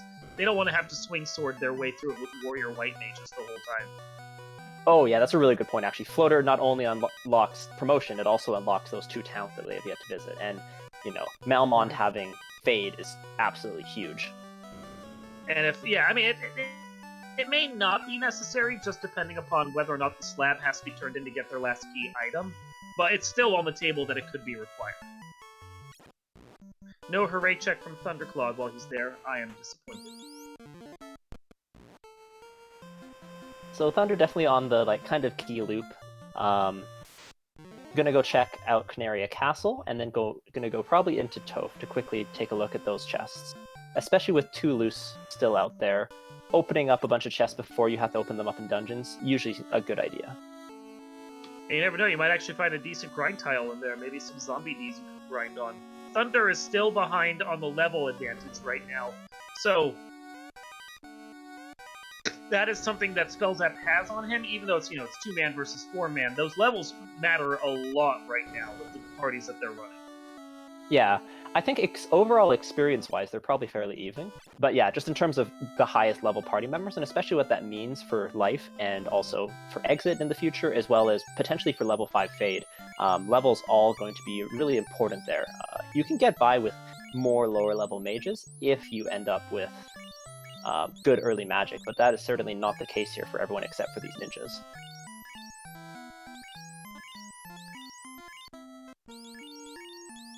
Ghouls are nothing to worry about, gets away from those, gonna go get his starter check, and this just puts him a couple of quick treasure checks behind, although I don't think we've seen anything that's worthwhile here in the locked chests.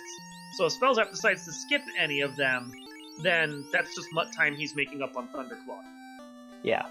I expect the next key decision point where there's a little bit of room for divergence is, there's a little bit of a decision on how many key locks you check, but I think the big one is going to be, do you go ice next before you dive a dungeon, which I think both runners will probably say yes to, and then if you dive ice and it's not either floater or go mode, or even if it is one of those 2 things, what's the next decision? Because that's where the world is really going to open up, where they have to decide between things like Rodless Earth, or clearing out bottom floor volcano, or going left side sea.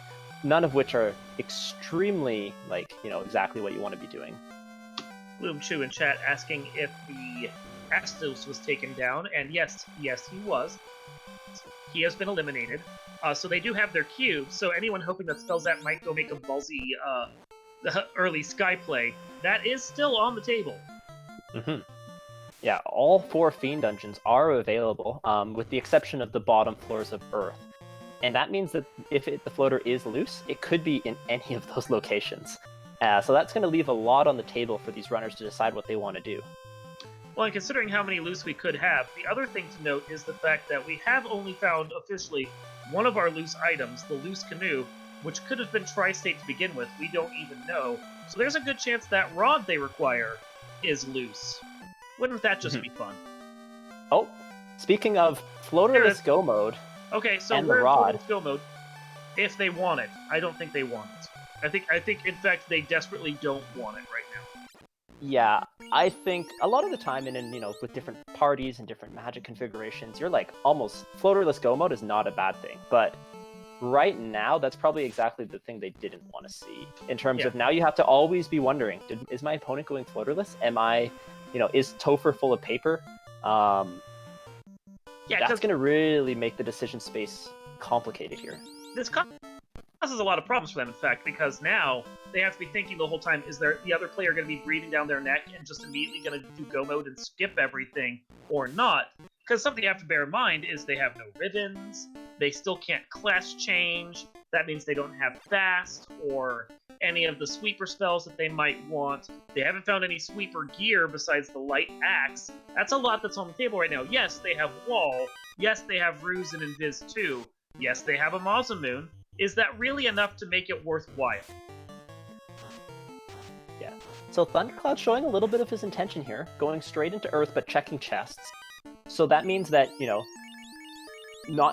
because you don't anticipate that the floater is going to be an ice cave, just going to start clearing out incentive dungeons, but still searching for better gear, critically a ribbon, critically the defense sword. Power bonk. Also, a loose power bonk. But mostly just still searching for the floater. There's a lot on the table. And how much of this is going to be greed checks, and how much of this is actually going to be them, like, diving dungeons? Because, I mean, this tri-pack of chests that they checked right over here, these are, pretty easy greed checks to make. And Thunderclaude answering that for you right away. Now, this being said, I have seen a number of runners run back and check that after checking the bottom of Earth. Mm-hmm. So we'll have to see if that's Thunderclaude's play, but we'll have to see how many checks he makes on this floor. This floor has a chest that sometimes is called TFC Earth, which is a number of steps to get exactly one chest, which I anticipate Thunder will also be skipping. And that's probably just going to be the tail of the tape, but there's a really, really difficult decisions to make now about how many chests am I feel comfortable skipping, especially as you go later into the seed and you haven't found anything, because then you get that sneaking suspicion, well, it's really, really hard to go back and open more chests. So that's going to be something that we're going to have to see both runners make decisions on. Spellzap hasn't checked the Astos chests yet. If Spellzap skips those chests, that's going to be another minute or so he gains back on Thunderclaude. Looks like he's routing them in right now. And he's going to do it. Okay. I'm hoping they keep it as close as possible right now. And so currently Spellzap's going to be about 3 dungeon floors behind Thunderclaude when he finally makes it into Earth. Yeah, if he even goes Earth next, which I would not be surprised at all if he decided to not. Well, it's the thing of, it's the dungeon that's right in front of you. It is here. He does theoretically have the power and the capacity to take out Lich. It's just more a matter of whether or not he wants to do it, or if he thinks that the loose is going to be over in Sky Palace. And it would not surprise me if he just decides, no, Sky Palace is the play, because that's a Spellzap thing to do. That's exactly the dungeon I was thinking of, actually. It was exactly Sky. Sky is the most Spellzap thing to do on the planet here, and also just is fully clearable and available. Now, that being said, Earth makes a ton of sense as well, so that wouldn't be surprising, but... Sails away. So it's probably not Ice Cave, because Ice Cave would have been easier to get to from a different direction. He's sailing straight down. This is Sky. It's Sky. This is Sky. Get your skies out in chat. Spellzap, doing what you want. Going to be checking at least the Mirage Tower, and probably going to keep going deeper as his levels are okay, but Tia could be a little bit of an issue. Yeah, I mean, that is a question of whether or not he's going to do Tia, but if he finds a nice, eye grind or something that he can do in here, well, not grind tile, but eyes. Although there could be a grind tile of a triple eye grind on the 3rd floor of Mirage, let's not discount that. But he's not even looking at exit right now. He is just sailing right away and is going straight to Sky. Whatever he does in here, he is going to walk out. Yeah, and I don't know if I love this play, as he's getting pretty close to the levels where exit is available, but it makes a ton of sense. And also, like, the other thing is that if there's anything in Mirage 1 or even Mirage 2, you can walk out of there relatively easy. The problem is if you find a floater on Sky 3, ooh, you're in a little bit of a tricky place. You can tell Spellzap is not quite used to sailing at this from this direction. He makes the rare move where he actually sails in the wrong direction for a few steps. Spellzap, like all of us, is in fact fallible once in a while. But yep, he's doing the most Spellzap of Spellzap plays, and I am not surprised by that at all. Yeah, this is just like a classic route divergence. If I was going to predict something that was going to happen in this tournament, particularly in this matchup, and my prediction probably would have been Spellzap will go to Sky while everyone else goes somewhere else, like while his opponent goes anywhere else. And, you know, that of course happens here. Yeah, this is a rude fight to be forced into, especially when it looks like the Giants have a lot of absorb too. And rub, and sleep. Sleep not being the worst because you immediately recover from it, but it's still rude. It delays you by another round. Thankfully the Giants are missing most of the time. Oh my goodness. So I was going to go into a spiel about the difference between going to Sky and going to Earth, for example. You know, the difference is, of course, chest density, levels, but, you know, a little bit higher, potentially a little bit more dangerous. But Spellzap immediately finds the floater on Mirage 1. I would say I'm shocked, but, I mean, even if you discount the Spellzap luck, which is a factor of any of these seeds, there's the simple fact of the matter that Sky Tower has, what, 53 chests in comparison, when you have all of it unlocked in comparison to anywhere else in the game? Like, there's no reason for Floater to be anywhere else mathematically, it just has to be there. Of course, this now means that he can check all the Zardia Islands and not even have to worry about it, while Thunderclaude is still suffering through this battle. Yeah, and that floater just, you know, we were talking about how this was a very small difference. That floater is a huge difference. A huge difference. Yeah, massive, because now if Fade is at Melnage, for example, he can go find it. If he wants to go class change, he can get Fade on his white mages. It opens up everything for him. Now, I do want to back up for a second and say this is not, you know, we're seeing a little bit in chat, like, you know, that's the end of the game or whatever. I think Sky is very much the next logical play after Earth. Earth was a proximity check. It wasn't necessarily like Thunderclaude making a big gamble or anything like that. It was, you know what, I've already cleared out most of Earth. I'm going to go clear out a number of chests in here, go kill Lich, get an Orblet. And then I would anticipate that the next play is probably going to be Sky. You could do Mermaids and Volcano first, or sorry, Sea and Volcano first, left side Sea and Volcano to go on the Orb plan, but Sky is very, very valid at that point. So it would not surprise me at all if Thunderclaude goes to Sky. He's not going to be skipping Mirage 1. So he could be in the air shortly after, and this lead, while it is a lead for Spellzap at this point, is not nearly as large as it might appear versus when you find a loose floater in Marsh when it's not required. No, yeah, and the simple fact of the matter is, too, that, like, if Thunderclaude wipes out here, or does any number of things and has a problem here, he may just be like, nah, you know what, I'm just gonna go and deal with a different dungeon instead, because Earth is giving me problems. No big deal right there. There's no huge advantage, and if he actually manages to one-man this and get through this dungeon, he's got a crystal up on Spellzap that Spellzap still has to make up. Like, this is not the game changer it seems like just yet. It's going to come down right now to what Spellzap finds on these next set of checks, and where he goes. Thorhammer being a nice check to have right now still. Yeah, Thorhammer this late in a seed, not normally something that you're looking for, but in this case, I would actually take the Thorhammer. Yeah! Oh yeah!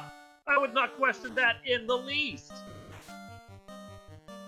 Spellzap going to do these Cardi Isle checks as we still do have a loose item. Now at this point we know it is either the Opal Cheerio, which is going to be the best armor that these white mages equip, arguably with the white shirt, as well as the Power Bonk. And the Power Bonk is especially important. So the Power Bonk casts Saber, and Saber of course is going to give them the only damage buff that they're going to be able to get in the seed. Normally Temper is available, but because we have no black mages and it was not level 1 through 4, Temper not going to be something they can find.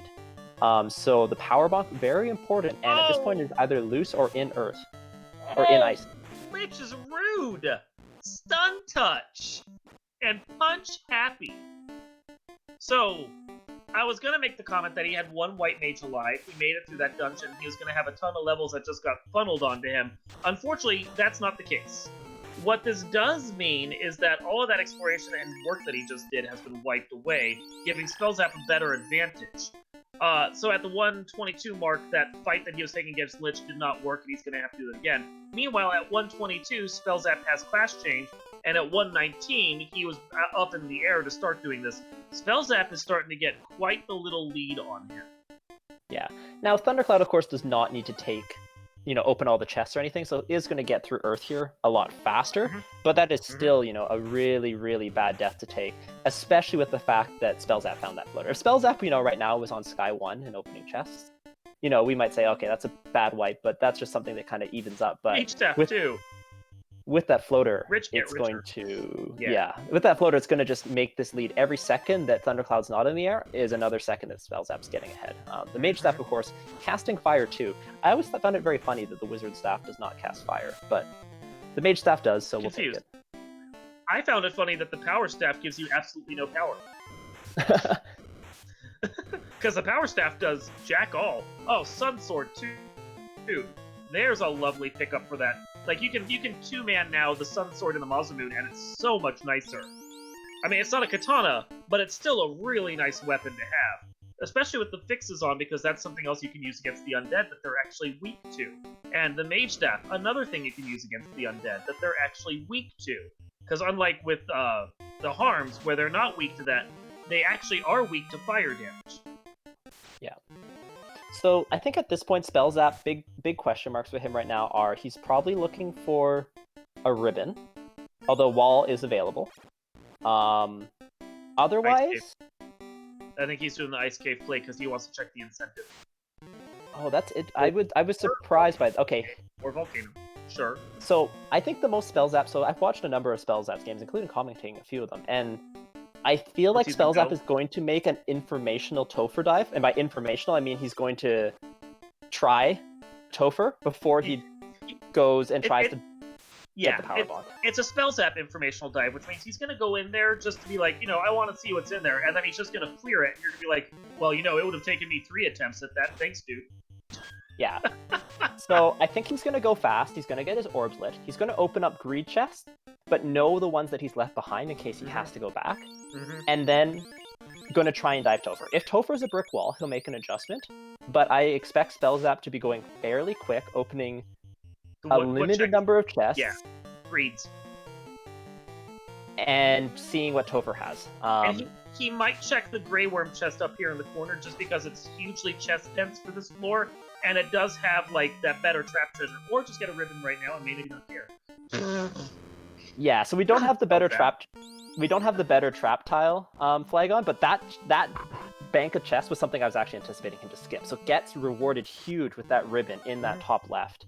And that's just going to be another thing that decreases the number of chests he feels like he needs to open. And this is a lovely tile to find as well. Let's not debate that. All the experience he's getting dumped on him while Thunderclaude lost that, 10 minutes of dive he did on Earth with all those levels, and it's just another thing that hurts him in comparison. So Spellzap not wanting to keep taking the grind, but got a nice level.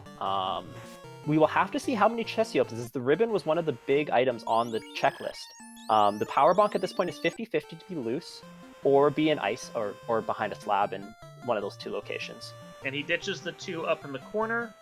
He is healing, though, so he's probably going to check this Agama tile here. He may have forgotten, like I did, that... Oh! Wow.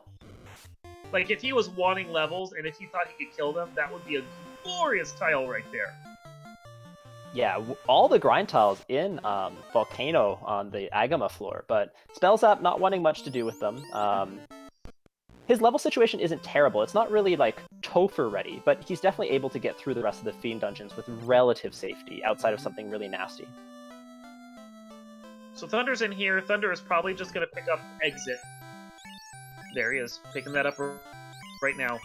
Would not be surprised, though, if he decides to sail down from here to Sky, because he's got to know a Sky unlocked. He's, it's accessible, and more than likely Spellzap is going to make it. Now, he can make the gamble play saying that Sky is not the play to make, because Spellzap is likely to make it, so you need an edge. But he could also be worried that Spellzap might find something useful there. Yeah. Instead, it looks like he's learning an encounter. Yeah, you're about to say the same thing I was. Go. Thunderclaude's going to make the proximity play with the orbs, and I think this play makes a lot of sense. Unfortunately, it's not going to be the play he needs to make if he wants the floater. Now, from what Thunderclaude's currently doing, I think he's going to open up a fair number of chests in here. The big decision is going to be, of course, on the floor with the great sharks. I don't even know what floor to call it, but the floor with the vanilla Gershark, the Sharknado floor. Sharknado. Yeah, because it has it has a tile with the waters on it that are the tornadoes, and it has a tile with, I think, sharks and Wizzahags on it. So it's the Sharknado floor, as people like to call it. Yeah, so we're going to have to see how many chests Thunderclaude decides to open on that floor. But unfortunately, if he's still opening chests and not finding the floater, which is what's going to happen, okay, that is a definitive statement right there. Did you see what Thunderclaude did on that floor? I did not. I was watching Carrie for a second try and slow both of the warriors over on Spellzap's side. This is a man mode fight. Getting a little dicey. Okay, Carrie goes down, but Thunderclaude did not open the two most greed chests of all greed chests in C. Okay. So that means to me Thundercloude's just saying, I am going to go with what I have. Yeah. He's gonna hope that it's a floaterless seed, probably, and he might check the floater floor that we know is in Mirage just because it's chest depth, and he might be looking for that ribbon. But there's a lot of stuff that he's probably gonna check. Oh, okay, never mind. Chat correcting that Thunder quickly dipped left side and checked those chests earlier. So, not in complete not opening any chests. Those are like extremely free, and I was very surprised. Worth noting, Spellzap did not pick up fast on his second ninja. Ninja's been kissing dirt this whole time. Not surprising he doesn't care too much about it, but the simple fact of the matter is that right now he doesn't even think he's going to bother getting any levels on that ninja at all. Yeah. So Thundercloud giving perhaps the more accurate answer to my previous question, which is that he's checking greed chests but not much else, because he opened the Sharknado room and that's it. Yep. So Thundercloud is going to be going fairly fast, but look at Spellzap coming in hot. Already has the fire orblet. You know, going to be holding hands with Thundercloud soon here in the Sea Shrine. Yeah, he's going to be caught up to Thundercloud pretty darn quick at this point, and whatever lead that Thundercloud had at one point is basically going to be completely negated there. That it'll be neck and neck for the next little while, and when it comes down to it, I'm going to give Spellzap the slight edge, just because of the fact that he has the level advantage. Now, we did see an interesting pickup here in the Sharknado room, which was a basically free defense sword, which I expect Spellzap is going to be taking, but I would be very surprised if he didn't. And that defense sword is really important for this two-person party, because that allows your turn one to be Ruse defense, Ruse. Which is really, Ruse, which is going to be very good for getting a two-person party safely through things like the Kraken refight. The EXP Pinata fight has, like, no health right there. The Grey Shark Big Eye, that is one of the best experience parties in the game that you can fight, and it has, like, nothing to it. That is glorious. Yeah. Spellzap pretty close to catching up to Thundercloud, as Thundercloud really struggled on that Wizzaheg, well, again, Arsaheg he doesn't have what Spellzap has. He doesn't have the Thor Hammer, so he can't just do instant clearance right here. Yeah, Thor Hammer paying off big time. What took him like 2 minutes to clear out, Spellzap's gonna get through like it's nothing. Yeah. The Thor Hammer, of course, being the bottle turn-in, which is floater locked. Now, I think this routing is going to work out about as unfortunately as it could have for Thundercloud. Is I believe he'll probably go to Volcano next, just with the way that he's playing, going for orbs while checking chests as he goes. And that's going to make this seed, that floater is going to come very late and going to lead to a lot of extra time spent traveling by boat versus Spellzap. I want to quote chat here for a second, because Simple Sarah goes, "This is maybe the best hour 30 Thor Hammer I've ever seen," and I actually have to agree on that. You know, he got at like the 1 hour 20 minute mark, and it has actually proven itself already useful because he has caught straight up to Thunderclaude 1-to-1 at this point. Both of them have one orblet. We have dueling Kraken fights, and we're going to have to see who gets out first. But Thundercloud takes his second Fiend Wipe. Kraken punched hard. He did. That was exactly what you expected, is for Kraken to come out wailing. And at this point, the turn order is going to provide Zoe to be completely buffed up there on Spellzap's side. He's not going to have to worry too much about the attacks that are going to come out now. As long as he doesn't get crit hit, it's just a matter of keeping his health up with the occasional Cure 4 and swinging for all he's worth. Yeah, this Kraken fairly high absorb. However, they will get there eventually, especially with the security that Cure 4 is going to provide. Oh, that fast is a little scary, but luckily they do have the evasion. But a lucky crit could be very dangerous. Oh, speaking of a lucky crit, there we go. There is, well, his ninja wasn't buffed, but his ninja is now a smear. Ooh, Sleep actually managed to get through. That's rude. This Kraken has a lot of health. He's gonna need a Cure 4 soon. Oh, yeah, he needs turn order. He needs desperate turn order right now. Oh, gets it. Woo! Oh. Yeah, this Kraken has had Blizzard, had a number of things that could have easily wiped Spellzap there, but Spellzap, kind of all the luck, bad luck that he was getting early, Thunder's been getting in spades now. That was a coin flip right there. That Spellzap won. As Etap puts it, the White Samurai. I am not going to argue with that. That White Robe Samurai right there is absolutely blasting through this. Whew. Oh. Yeah, Wow. You could almost see Spellzap taking a deep breath there. I think he's going to go check for that power bonk now. Yeah, that's kind of funny. So he saw how, even in an absorb first Fiend fight, he's like, wow, that did not go well. I think I'm going to need my bonk. Yep. This is 50-50, but... And this is going to be a slow walk through this, too, because he doesn't even have warp to be able to do the quick shortcut of this. He's going to actually have to walk through this twice, or do the full walkthrough of this just to see whether or not the power bonk is down here. He can exit out afterwards, but he has to do the full dungeon.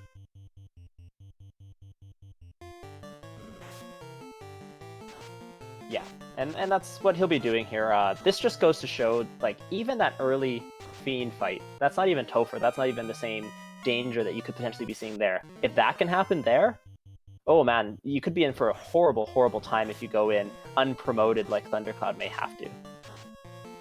And unfortunately, Thunderclaude has once again hit up against this Arce Hag Pack.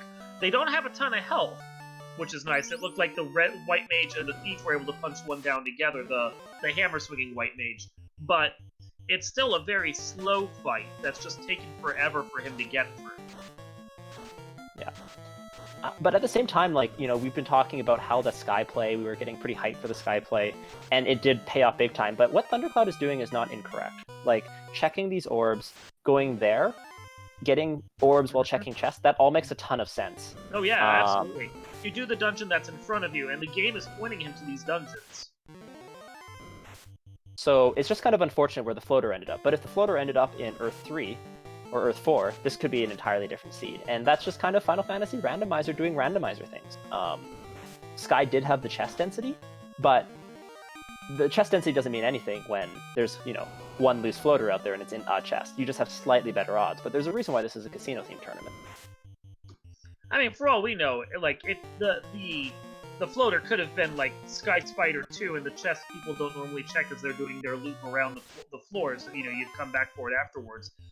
Behind like some unrunnable pack of, who knows, sphinxes or something that just decides to punish you for all your work. Like, Spellzap lucked out, but there was just as big a chance that there was no way he was getting to a floater that was in Sky, even if it was in Sky.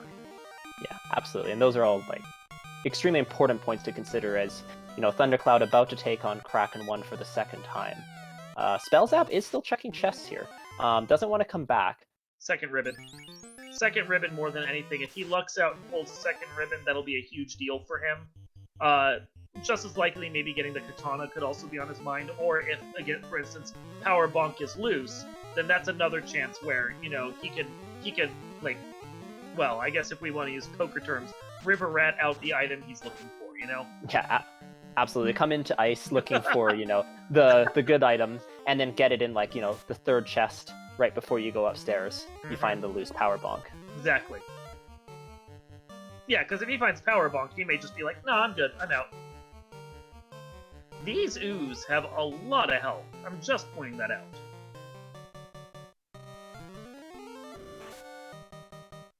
Oof. I see we've already lost a white mage again.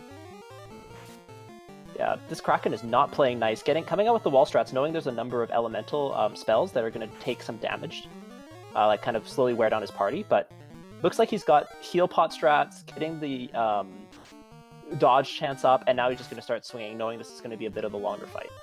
But you can see part of the issue here too is without the thieves being class changed, he doesn't have the ability to cast fast on his white mage. So he's getting 3 hits instead of 6. Without the extra levels that would come along with that as well, he's only swinging for like 44 damage instead of 150 or more. There's a lot here that's just a struggle here for Thunderclaude that Spellzap didn't have to see. Yeah, when you have one primary damage dealer and not a great amount of spells, having a single higher level party member is going to do a lot better for you than having multiple lower level party members.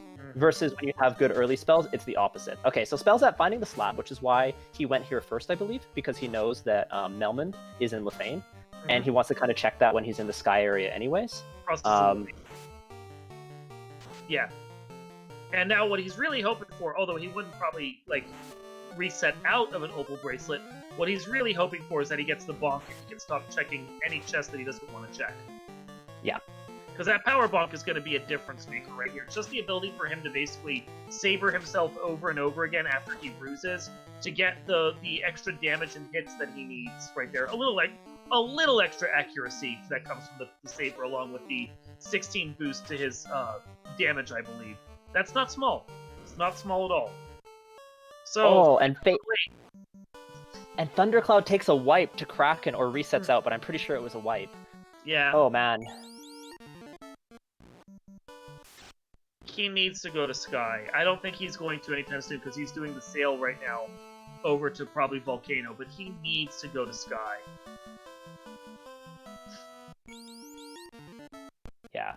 This is just a really, really tough situation here, and everything that I was saying earlier about having the 4-person party up and that being an advantage for Thunderclaude and kind of made sense why he got through the early game a little bit faster, is now applying in reverse for the 2-person party benefits, which is that having more lower level party members is just absolutely hurting him on these Fiend refights, almost more than the lack of promotion. Like that, the difference in that fight there was a little bit of fast, but a lot of it was just that Cure 4 is not nearly as good when it's only healing you up to 200 health, rather than healing you up to 300 health or 350 health.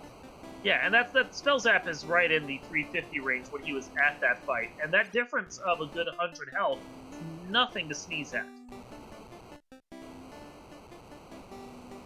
Spellzap skipping all of the greater than less than rune. Finds a Grape Heat here, would not have been a problem from it even if he had to have fought it originally.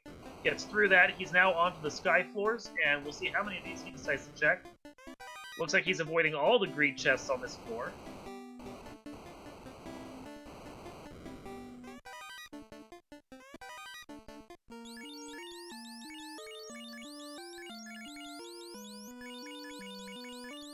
So Thunder is just digging through Volcano, but gonna find that ribbon finally, which is gonna be a huge deal for him. Skips the Grey Worm tile, because who cares about that fight?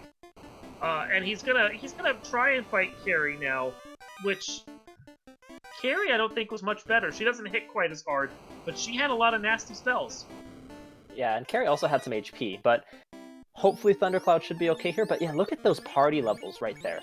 13, 15, 15, and that is just really, really a tough spot. This warp tile could be an opportunity, but not really a great way to take it out. Yeah, meanwhile, Spellzap is already in the mid-20s for his characters. Like, it's just a night and day difference. Second ribbon, right there. If Spellzap doesn't decide to check for anything else, like, I would not be surprised.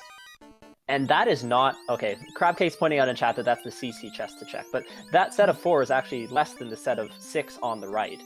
So checking that first and getting rewarded big time here. Wow, Spellzap just...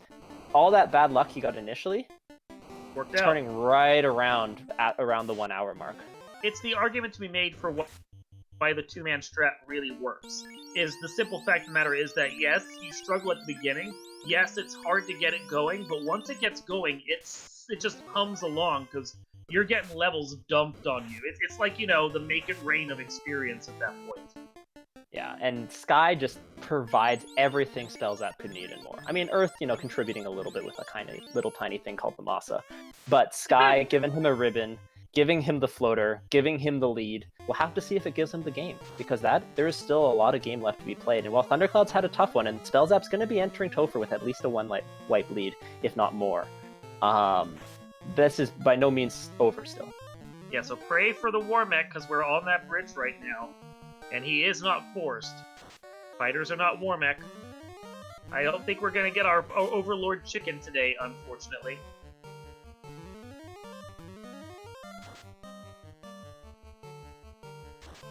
So Sports Chef asking kind of an interesting question in chat. Was Thunder supposed to stay at that Mummy Spike tile longer? It's really hard to say supposed to, or whether or not it was the correct play or not. It's something that's been punishing him a little bit, but he was hoping to be able to find some levels along the way, find some better gear, and unfortunately none of that has really turned out. Now, if Thunderclaude had just gone to Sky first, and that once again was not a wrong decision, but if he had gone to Sky first, he would have gotten the Thorhammer, and that would have made his level grind a lot easier, his fights a lot safer, and his ability to get through everything a lot better. So little tiny things like that make a difference, but you don't really know for sure until you get a little bit further and can see. Meanwhile, Thundercloud takes care of Carry and Spellzap onto his Tia fight. Does technically tie things up, although it's not going to be for very long if the Tiamat battle continues the way it does right now, because Tia, it's like nothing and mostly just inks. Yeah, but it looks like Spellzap either can't hit Tia, or resorting to Bane strats, rather than even trying to swing. He might be memeing. I mean, Spellzap doesn't meme very often, but he might just think like the Bane, because Bane has a 16% chance. He might just think that Bane is faster to do, from the meme strat perspective, than whatever damage he was doing with the sword at this point. Like, it's just, it's a simple mathematics right there. Okay, yeah, so I wasn't thinking it was a meme strat, I was just curious, and yeah, chat pointing out that one hit, one damage with the sword, it's going to be... Yeah. Going to be very, very slow to do damage, but you could do it. I mean, you could chip away at it. 2 hits, 91 damage. I mean, come on, see right there. Tia mostly tickling. It's interesting that he's adapting now to a mage staff strat, but I would expect him to keep baning, but he is going to go commit to a damage strat at this point. But Tia, a pain to kill, but doesn't seem to be doing a ton back, and with Cure 4, looking okay here. Yeah, no, he tried the Bane for a while. Bane is, again, a 16%-ish chance. It's not great, but it's not bad. But he did it for like 10 rounds in a row, and it wasn't doing anything. So he's going back to try and do a little bit of that sword damage while he memes again. I call it meming, because I just think anytime he uses the death spells against the fiends, it's just a meme. But it is also a viable strategy in this particular instance. Yeah, I mean, Brock, a very, very, very effective strategy against Tia 1. Oh, yeah. Kraken, but Bane, a little bit less common, but all it's really losing is just a little bit of percent to hit. Just as effective if you break it into pieces. Well, what are you going to do? Swing with the Sun Sword that's going to do even less damage than that Masamune does? I don't really see that. Yeah, but this has been a really, really bad streak for Spellzap. He's got to be going on 15, 20 Banes at this point. Yeah, you would think it would have hit a little early by this, or a little sooner by this point. And it's somewhere like Thunderclaude could actually make up time. If Thunder is actually luckier with the Banes when he gets up here, this could be minutes he shaves off his time, because the game is just not giving it up with these Banes. Yeah, we need 2 stats. We need a death counter in the top left, and we need a Bane count. But there we go. Spellzap gets it done. Was that a Bane kill? I believe it was a Bane kill. There we go. Finally got him. And Spellzap has 3 orbs lit. Well, Thundercloud made the kind of unfortunate play, not incorrect, but making the play to go to ice. And we do know that the floater is loose. It's just unfortunate that it's not loose here. Something I want to ask Thundercloud in the post-game is if he felt like he was behind, and if he knew that Spellzap would go to Sky, and he was purposely choosing a different route. Because we were calling it in the comms booth that Spellzap was going to go to Sky, and Thundercloud knows the Spellzap as well. So, very likely that Thundercloud knew that was the case. Oh man, again, rich get richer. He gets the power bonk he was hoping for, And at this point, you've got to sit there going, is there really anything else that you care too much about? Like, Oh, what more do you need? Absolutely not. The loose the loose opal bracelet, not going to be worth opening chests for. You have the defense. Nope. You have You got a Masa. You have the defense. You have 2 ribbons. You have the Masa. You have everything you could want. Except for chat correctly pointing out a katana, but I don't think the katana is like a 100% necessity here, especially with a backup as like a sun sword. Yeah, you have everything you really need. The answer to most problems that Spellzap is going to run into in Topher at this point is not going to be more items. The answer is going to be more levels. And if Topher is rough and he dives twice and dies, that's going to be what Spellzap does. Because what's scary for this party right now is double nuke or something along those lines. The answer is not... it's not going to be too dangerous for anything else. What's interesting is he's bringing up that ninja, though. I think it's just to act as a quick extra run chance and a meat shield, because now he doesn't really even care about his levels anymore. But if he does happen to get some extra levels on there, that might just be an extra person to cast some fasts if they get the levels first. Yeah, Crabcase pointed out in chat that high evade will be the worst, but I agree that high evade, but there's going to have to be some damage or something scary behind the high evade in order for it to be a problem for Spellzap. And he is checking greed chests. If he happens to greed his way into a katana, which we know he's not going to do down here, that would still be something that would help him with those critical hits and being able to get through the high absorb, high evade, whatever it is that they do. Like, one of them actually manages to target through, and the other one just makes it more likely you're going to hit. But it's one of those things still where it's like, you kind of want that against both. Yeah, and Danny pointing out, as she pointed out earlier in the seed as well, that there are no lock spells available from level 1 to 4, so... High Absorb, which is what we call defense in Final Fantasy Randomizer, and what the game calls it, is not going to be as much of an issue because the power bonk with the Masa is definitely going to be able to get through that, but can't do anything to something you can't hit. Yeah. No, but the levels here for this White Mage, and with the crit ability of the Masa, which isn't as good as the Vorpal or the Katana, it's true, but isn't terrible. This is an instance where you just kind of buff them a few times, and then you just put the meat shields up front, and then you hold A and pray. Yep. Spellzap skipping the... Yeah, so Spellzap skipping the Earth Armory. So yeah, kind of stating his intention about chests. I think he knows he's in about as good of a situation as he can, and just hoping there's not any crazy non-elementals in Topher at this point. So chat's discussing what he's going to do as far as his levels are concerned, and if he's got the levels right now at this point for Topher. I think he's got the levels right now for an information dive, and if the information dive works out well, then he's fine. I don't think he has the levels if Topher ends up being bad. He may need to, at that point, worry about going and finding a grind spot. And we do know there's like a Mudgall pack that he could go grind on, if nothing else. I just don't actually happen to remember where exactly it is. Yeah.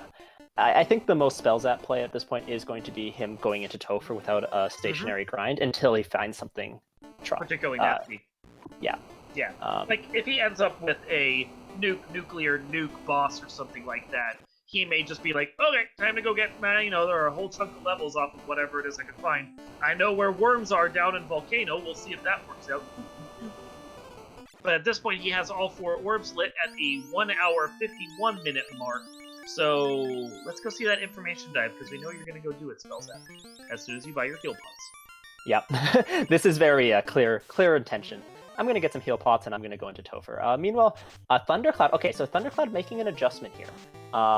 Taking on these Mudgalls. I'm curious to see how high he goes, and this is a nice move here. So we were discussing earlier whether Thunderclaude should have ground on mummies more, but Thunderclaude knows that carry is no pushover, so he's going to take some levels here to get some of those levels that he's been lacking for a while, and therefore will be able to take on carry. And I like this adjustment from Thunderclaude.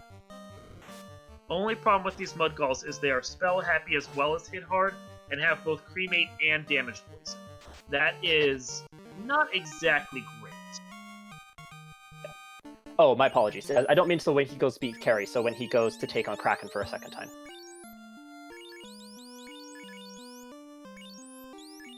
But he needs the levels. There's no argument here that he needs these levels.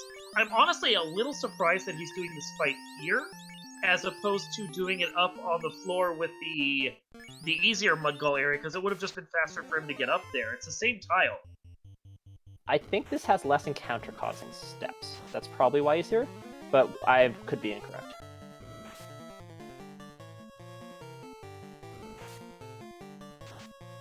Okay, so Spellzap into Topher, about to use his loot.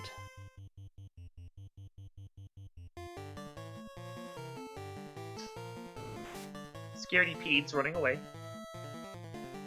Yeah, Pete's, you know, if you've been watching for a while, Pete's known for giving experience, but that is very much an early game thing, not something that you're looking for at the hour and 50-minute mark. No. And as our lovely tracker points out, Danny3883, Spellzap entered Topher at the 1 hour 51:44 second mark, being our first to make it in there, and we will get to see soon enough just how this dive goes. As soon as he can get past this Frostwolf pack that really wants to put him to sleep with, you know, tedious stories and family slideshows.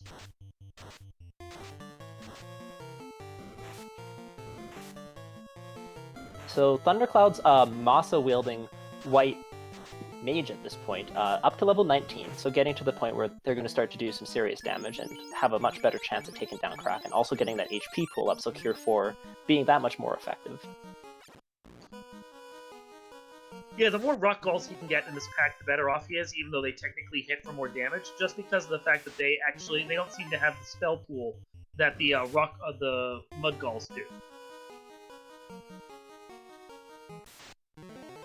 Spellzap about to get onto the Lich floor, and we're going to have to see what our first set of Fiend refights has in store for us. It's a good thing I didn't grind on these worms. They have a lot of health and a lot of absorb. Yeah. Worms, of course, are very, very nice, but... Yeah. Cyan Vio in chat asking what the draft was. The draft was 2 thieves, 2 white mages, and they have been punished for it ever since. Yeah, Spellzap picked both thieves and Thunder picked both white mages. But Spellzap was the person who didn't blink at the end. After it went Thief, Spellzap, White Mage, Thunder. Spellzap didn't even blink, didn't pick a Red Mage, didn't pick a Black Mage, picked another Thief. And yeah, they have been punished thoroughly for it. Hilariously so. I do mean that too. This has been hilarious from our perspective. Oh yeah, this has been a very good race. Just kind of turned a little bit, unfortunately, in Thunderclaude's to Thunderclaude's negativity by not finding that floater in Sky and instead checking all the other dungeons first. Lich sees the warrior samurai come up, the samurai white mage come up, immediately inks himself. Swings and misses. Oh, no, sorry. Swings and does some pathetic dark damage. And he's through. Lich was, of course, as usual, a speed bump and nothing. We'll have to see what the later Fiends have in store, as anything with high evasion and non-elemental spells could be a very serious problem for this party. Spellzap onto carry, quickly healing up. We'll have to see if there's any other adjustments. I don't anticipate anything changing for... Okay, wait. I don't know what that did, but... It did do a lot. Party base. It's luck more than anything, like, and you know, just, you know, good luck and a little bit of, like, psyching yourself up for it. The 2 party members at the back of the game, or the back of the party, have the same chance of being hit, whether they're in the 3rd or 4th slot. It doesn't really matter with the way the game does this. Now, if he at some point decides to... Oh, Lit 2's gonna solve that problem. If he decided to move the ninja up sometime in the next battle and put him a little closer to the top so he can absorb more hits, then it would actually make a difference. Right there, though, not so much. Wow. Aside from some lightning, too, Carry had nothing, and that includes any health. So, 2 Fiends down. Spellzap onto the seafloor. We do have some potential for nastiness here, but we'll have to see, should be able to get out okay. Not using a life charge on that other ninja to help with the run chance, but saving it until probably right before Kraken, and we'll be seeing that ninja come back up to take another punch. Oof, doesn't get the run here this time. That sucks. Turn order, turn order, turn order! There you go. Your ninja gets to stay up with that Cure 4. Because they are hitting hard. Oh, 2 failed runs in a row. Thief, come on! What are you doing to us, dude? Yeah, and Spellzap making the adjustment, bringing that Thief back up. Yes, it costs a life charge, and also he did not buy life 2, so gonna have to use a couple extra heal pots and things like that. But once that extra run chance... Yeah, he has so much healing, it's not such a huge deal. This is a gross party to find right here. The Death Touch lobsters that also that have a lot of health and other things. It does get a couple Banes to 3. 3 Banes hit so far, so that's nice to see. Thorhammer, though, rolling low, that's sad. Yeah, but once again, the Thor Hammer really showing its value. We said that at the 1 hour 30-minute mark that Thor Hammer was valuable. Well, here at the 2 hour mark, the Thor Hammer is still very, very valuable. Still valuable. Because yeah, it's managing to slowly take down this pack.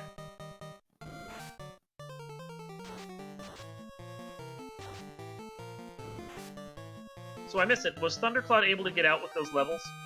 Yes, he went all the ways to the Perfect. orb, which was already lit, but used that nice warp to get out. Used the exit for it, because that's a good way of doing that right there. Yeah. So Thunderclaude, with his newly found levels, about to go take on Kraken 1 for the second time. I don't think I've seen a race with so many Fiend Wipes, and not to any fault of Thundercloude's, like, mismenuing or anything like that. Just low levels, tough party, and just some bad luck.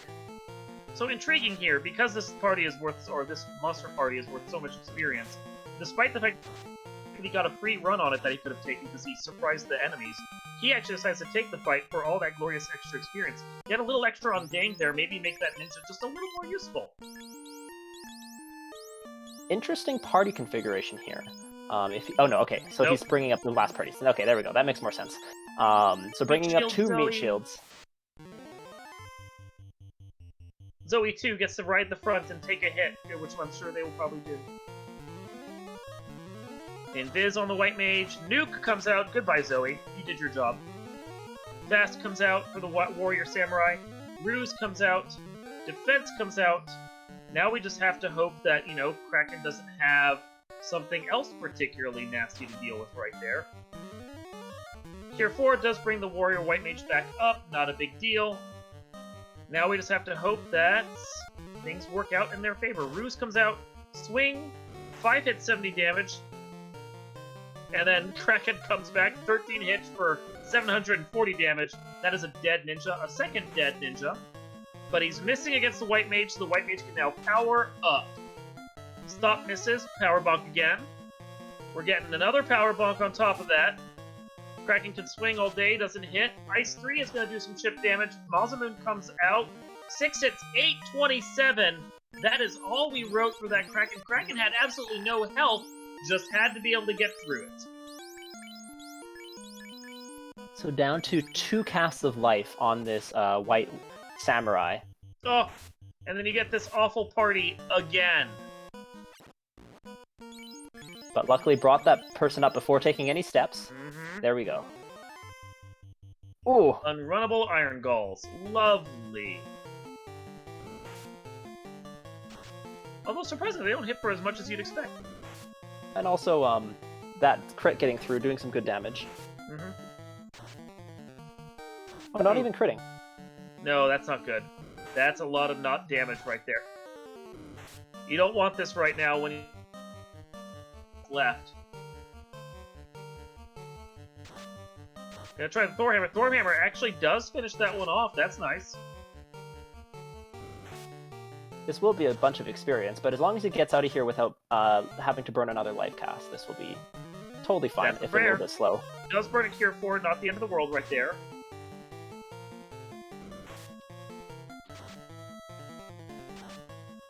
Oh, come on. Come on. Iron Golem Okay, there we deciding to go. pick on the White Mage.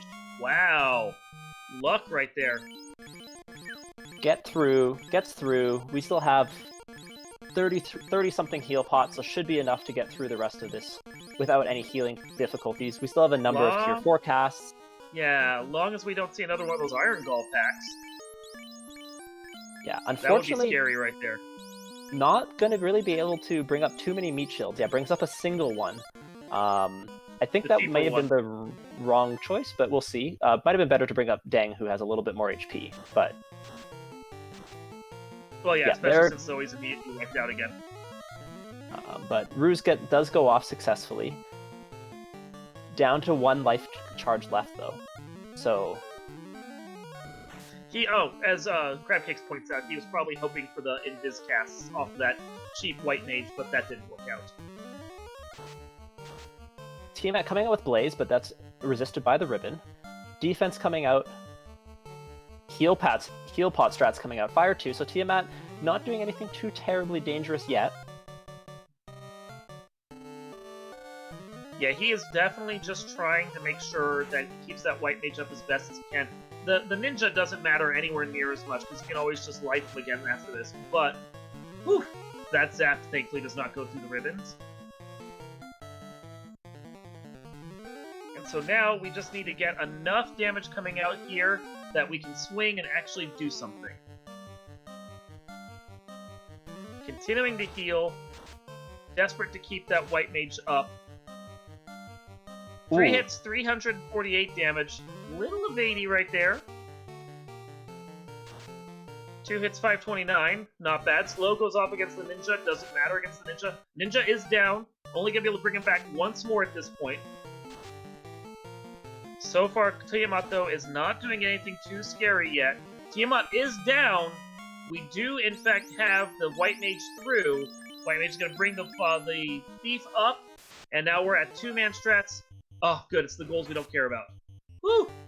Meanwhile, Thunderclaude takes down Kraken 1, finally defeats that foe on his 3rd try, and Thunderclaude about to go head to Sky, where he's going to hopefully finally find his floater.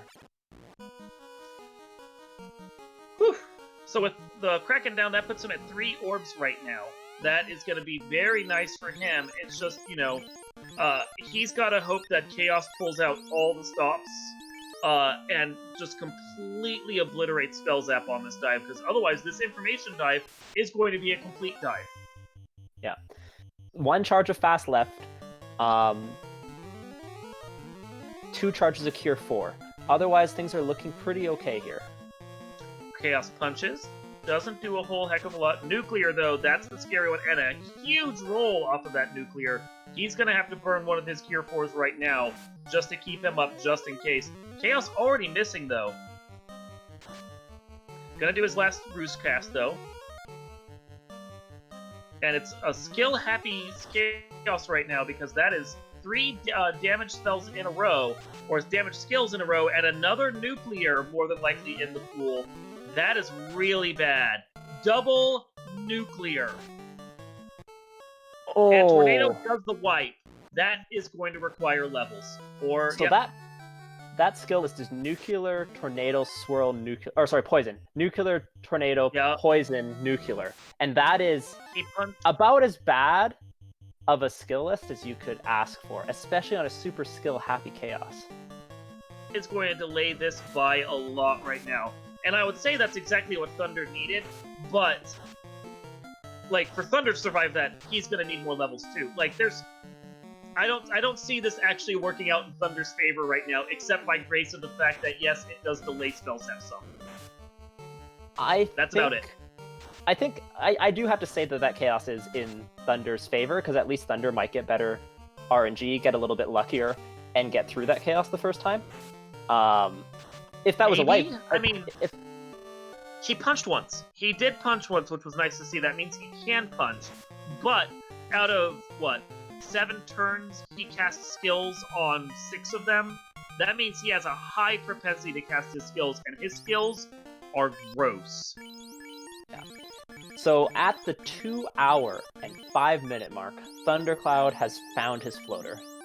Congratulations, Thunderclaude, when you rewatch this, but that is a tough break. That hurt. He's going to go straight up to T at this point. He's going to get his promotion, going to hopefully, find that ribbon. But, oh man, Spellzap also getting a taste of his medicine. This is going to be an interesting race. Is Thunderclaude only 1 orb away? Going to be entering Topher probably not that long after Spellzap finishes a grind, depending on how high Spellzap goes. I mean, yes, he's only 1 orb behind, but he is one particularly nasty Topher on top of that. Like, yeah, Lich and Carry not so bad, but Kraken could swing for a lot. And Tiamat took a while to burn down, even after a lot of buffing. It's the kind of one, like, they drain a lot of resources along with the enemies that are leading up to it. And, like, that skill list on Chaos has me scared witless if I'm, like, a runner facing up against him for a second time. Spellzap didn't even have a chance really to do anything. He just had to... Yeah. So it looks like Thunderclaude's going to miss the ribbon on Sky 3.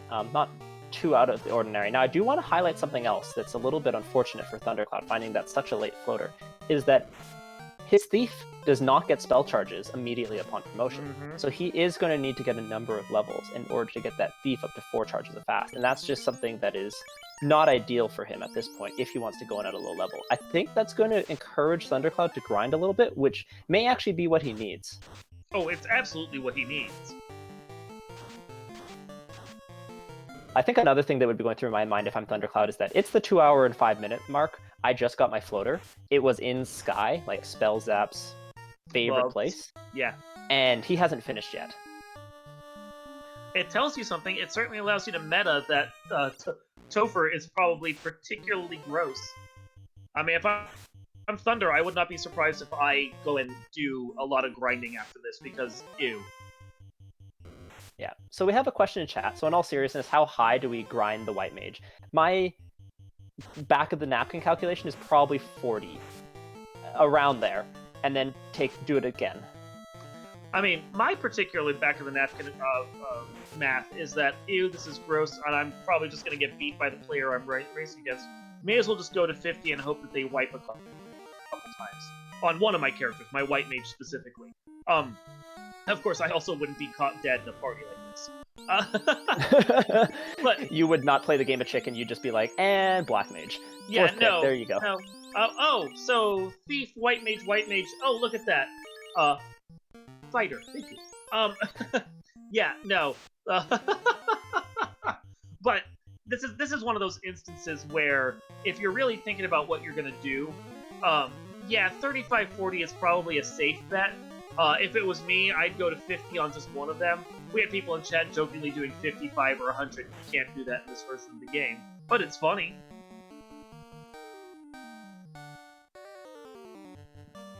I mean, let's face it, Zoe with a Y could use some more levels just so they have some extra chance to survive some of those spells that they saw earlier, and like actually be able to use some of the buffing spells that they have. But just having somewhere in the mid-30s to low 40s for these two characters alone is going to be night and day with the Chaos fight they had before. Yeah. So while Spellzap continues to grind, Thunderclaude onto this Tia. Things looking so far so good. Yeah, a few notes about the grind here is that the grind is contributing a few different key things. One is the HP pool, and once again, with Cure 4, Cure 4 is not like Heal 3. Cure 4 heals you to max. So every level you get just makes Cure 4 that much more effective and that much more able to survive multiple non-elemental AoEs. The other thing it's doing is it also is improving our damage a little bit. And that will make these fights faster and therefore safer. Well, and I think that's a key thing to note right there. And I think you touched upon it earlier with Thunderclaude when he was trying to defeat Kraken earlier and didn't have the levels really to make that happen. It's the fact that, yeah, he couldn't get a chance to do anything besides cast Cure 4 over and over because of all the nasty skills that Chaos had. But that was when he was sitting around, like, low 400s of health. If he gets himself to the point where his White Mage, tops out around, like, 6 maybe when they're fully, like, kitted out, that's 3 skills that he can survive instead of just 1 or 2. That's a big difference. Yeah, absolutely. So, all the fights, as is tradition for the seed, going kind of slowly here as Thunderclaude, bashes his head against Tia, but in kind of that safe range at this point. It's just going to be a little bit slow and painful. Has not been going for the Bane strats, as I don't believe he has the Bane sword. I believe that was locked behind one of the floater locations, so he couldn't use it right now, even if he wanted to. Like, so gonna have to go because he hasn't flown around to it, is what I mean, Yeah. So gonna have to go for damage strats. We don't actually know how much health Tia has, but it was at probably over 800 or 900 from how long that Spellzap was swinging at him for.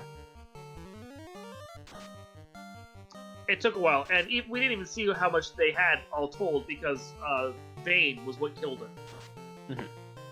So Tia, of course, we're at 230% scaling, has 1000 base HP, so at max 2300 health.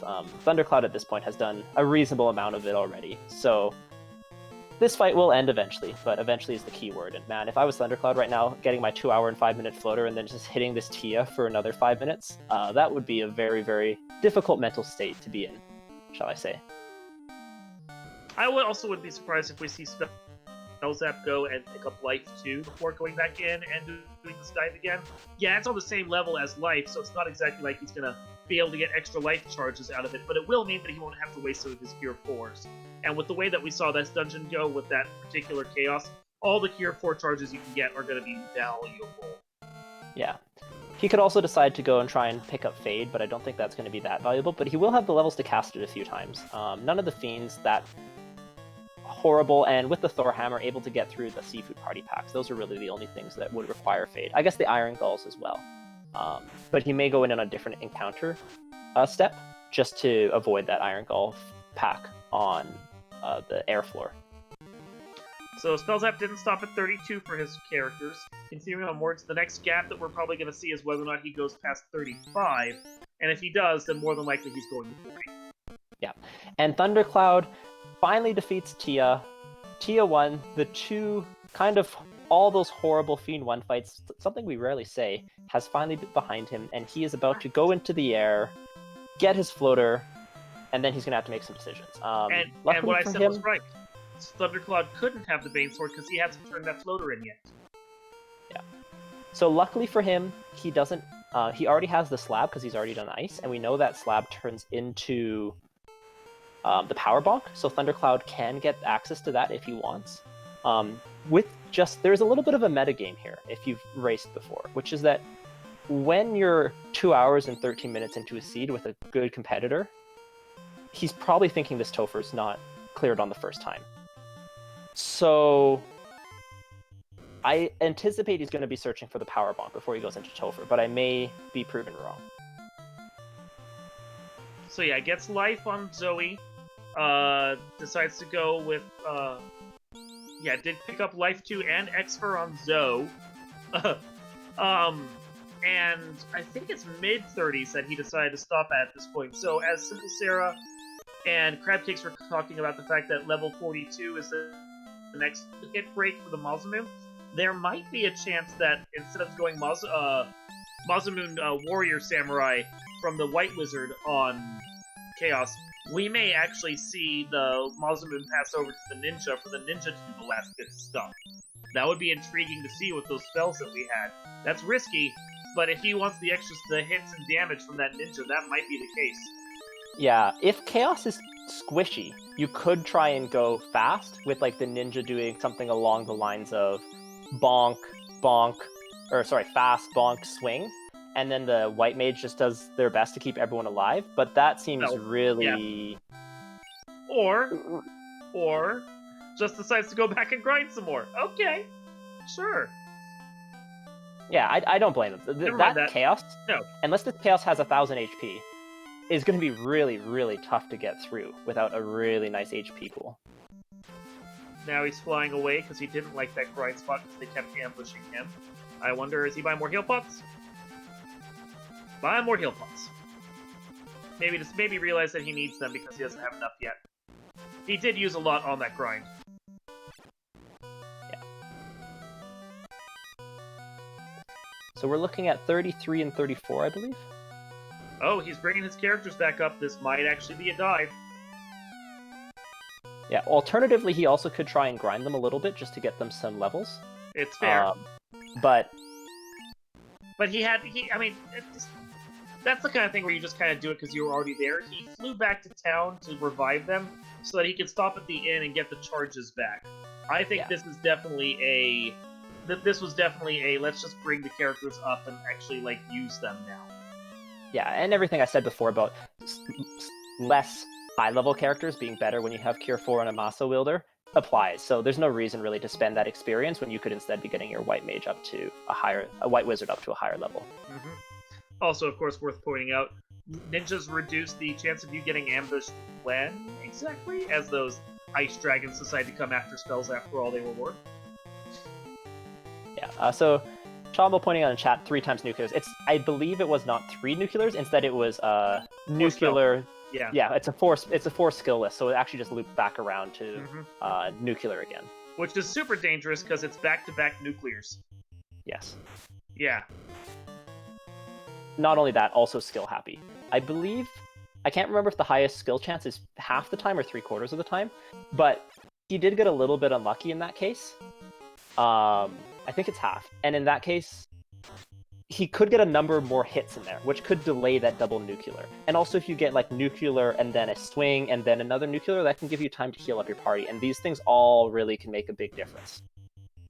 So yeah, if he gets luckier with the skill casts, I don't expect the Zoe with a Y to actually survive because they're still only at the 150 range of health right now. They might get lucky and get one one invis cast off and then eat it, and that's probably all they're going to write for that one. But the rest of them are at levels where they actually could survive at least one of those skills. You might be lucky and get something done with the extra ninja. You might be lucky and have some of these other things like actually work out in your favor. It's a coin flip, so you never know. Yeah, the best case scenario is that Chaos opens with a punch on someone who's already gone and casted invis or whatever. Then he casts maybe a nuclear, but then it's like spell, nuclear, punch, nuclear, punch, skill, or maybe a few more punches in there once you get your defense charges up. But basically, let him punch people who are either not important or high evade, and then split up the skills so you have time to heal in between. And there's every chance that we just didn't ever see a spell list, and Chaos may actually have just as likely a chance to cast spells, and then just didn't. Which in that case, he could be sitting on a treasure trove of, like, lightnings and other things that just don't matter. Yeah. You rarely say that Lightning 3 or Lightning 2 is a break, but in this case, man, there's nothing Spellzap would rather see than... Lich casting nuke. Yeah, lovely. Yeah, once you're at the end game, the Ice and Lightning 2 spells are absolutely just chip damage we do not care about. Lich proving his worth, deciding I didn't like that we called him a speed buff the previous times. I do apologize, Lich. Life 2 doing some work here, though, saving the healing. Life 2, of course, reviving your character and healing them up to full. So, while it was nothing more than a resource saver, definitely worth picking up here. Yeah, and that's just the unfortunate thing, because that wastes a resource you didn't want to waste. You really didn't want to lose that extra life cast.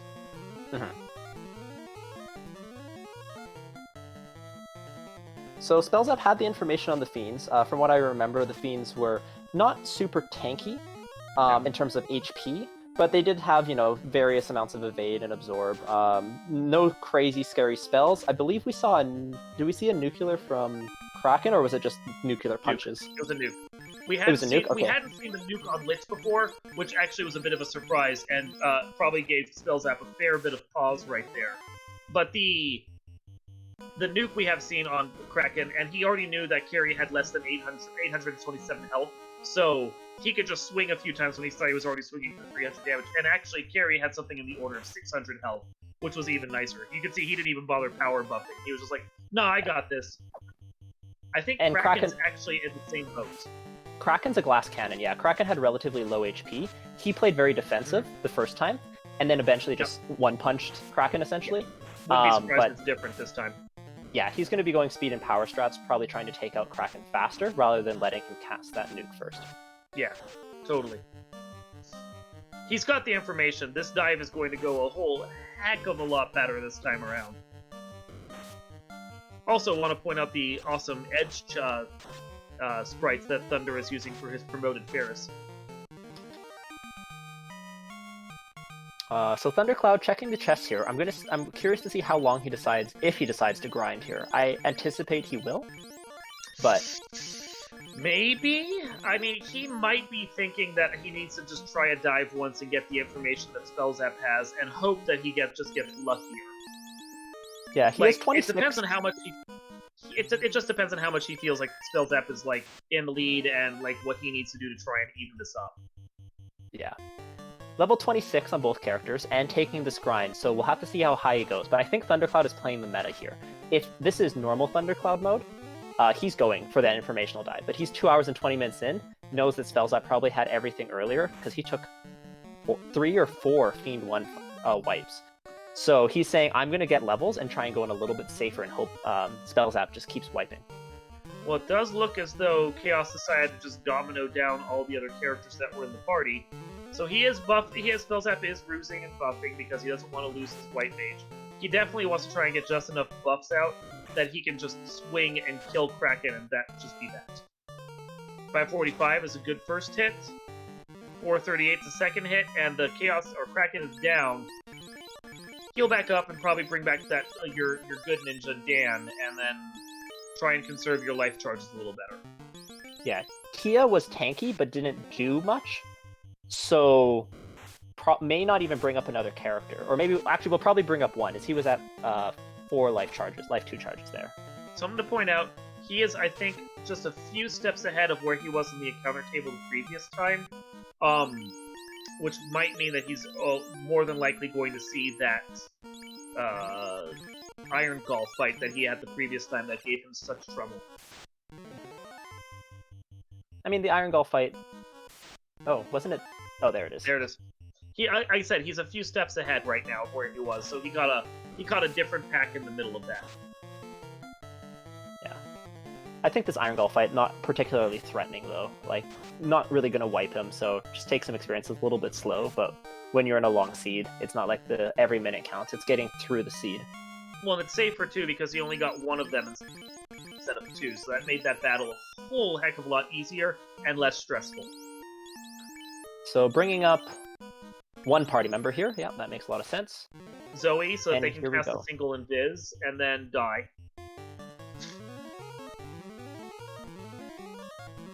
Hey, Zoe, you did your job. So this Tia does have slow 2, however, slow 2 not so bad when you have fast, but you do have limited cast of fast, so that's something that they really do not want to see on that white samurai. Would not surprise me if he waits on casting the fast until after until after the slow 2 comes out, just in case. Yeah, he casts fast first turn, so... Oh, okay, I missed that. Sorry. Yeah, no, it's all good. But hoping here that...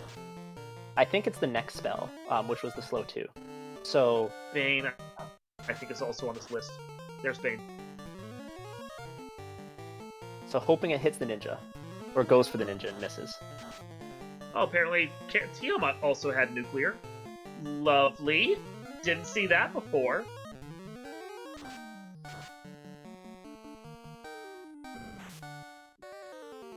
Tia giving a nice reprise by swinging. Oh, 1 hit for 80. It's like double nuclear. Thanks, Tiamat. And now Tiamat is being missed for all their work. Jeez, these fiends. 2 hits for 544. That is much better. That's more in league with what you want right there. Stop getting 1 hit for 80. Come on. There. Okay, cool. So misses. Well, having the ribbon on helps. I do not think the ribbon affects slow 2 at all. Is it not? I thought it did. No, so... Luckily, non-elemental gets out. Okay, Classic Gamer corrects me. Doesn't. Darn. And there we go. Spellzap through Tia 2. Yeah, so just a quick clarification. So yeah, fast and slow, the way it works is, like, basically you start at 1. And then when you cast fast, you go up to a multiplier of 2, but you can't go any higher. If you get slow 2, you go back down to 1. And then you can cast fast again to go back up. So having extra casts of fast, normally not a problem, but when you have a ninja who only has 4 casts, a little bit concerning. And here we go, though. On to Chaos for the second time. He is more than likely going to use his life charges just to bring up the other characters, just because in case Chaos decides to be punch happy, he can get some extra buffing off. And yeah, there's Zoe up. We're going to hope that Chaos is going to be kind and allow them to do some of the buffing. Fast does come out. Chaos punches, kills Zoe. Oh well. There you go. Chaos never playing nice. Effectively back-rowing Zoe. Nuclear comes out. Chaos is going right back to his skill list again, playing the exact same style he did before. Does decide to punch instead of going for skills, so he can occasionally just go with his his punching instead. Poison damage. Power bomb. Cure 4. Come on, Punchy. Nope, nuclear again, but it's a low roll nuclear. He can survive that. Another power bomb. Chaos punches and misses. Power bomb. Nuclear, another low roll. Gonna have to cure 4 probably just to get back up, especially with a tornado. Gotta stay out of nuclear range. Another back into poison. This super skill happy. 3 hits for 589, and a punch, free round. Another punch, free round. 270 off of 3 hits. Punch. 3 hits, 542. Come on. You can do this. 240, punch. We're getting into a long run of coin flip punches here. 5 hits for 843. We're really starting to crank this out at this point. 3 hits for 433, and he finishes! He does, in fact, finish at the 227 mark. We're going to go see what his final score was. And Spellzap finishes with an official SRL time of 2 hours, 27 minutes, and 45 seconds. Get your GGs out in chat. Congratulations to Spellzap. Wins with the White Samurai on the second dive. That was insane. And it was all, like, again, it's that kind of luck right there. He had terrible luck the first time around when he just constantly got skills off of Chaos. He had much better luck the second time around when Chaos did the trip through his skill list once and then just stopped and decided, no, I'm just going to punch. So yeah, 50-50 shot. Oh man, what a seed. Yeah, Spellzap getting kind of... That Chaos fight was very much a story of his seed. A little bit rough early, but at the end when he needed a couple coin flips and tosses to go his way, Chaos came through, punch, punch, punch, punch at the end, just kind of like the floater to everything, floater to Thor Hammer to Power Bonk, which is exactly what Spellzap needed. It looks like Spellzap will be joining us for an interview shortly, while Thunderclaude continues on through this very, very difficult Topher. And, I mean, credit to Thunderclaude. Like, if it's my turn, I saw that, and I'd be like, oh, they finished? This feat has been gross start to finish? Maybe I'm just going to stop now. But he is at least going to try and make a dive here and see whether or not he can make it through this particularly egregious set of bosses that we have near the end. Because that's like, nuclear at the start, or nuke at the start, followed by another nuke at Kraken, 2 nuclears on Tiamat, 2 more nuclears on Chaos. Just gross, gross, gross. And let's see if he gets to dodge this initial nuke. This Lich had proved, a little bit problematic. We'll have to see. Mostly just a resource drain.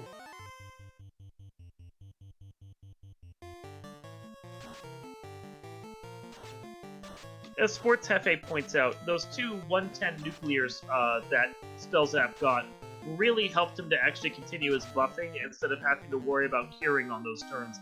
Made all the difference in his damage for sure.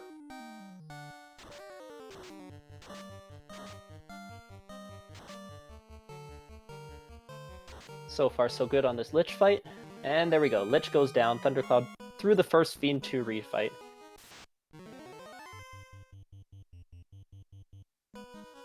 On to the fire floor. Now, interesting to note is that these bracket flags are exactly the same scaling-wise as the Swiss ones. We haven't changed the clamp, we haven't changed the max, but my goodness, every race that Spellzap is in seems to have just an awful, awful Topher. So that's got to be a big relief for him, but coming out on the right side of it both times in a row now here.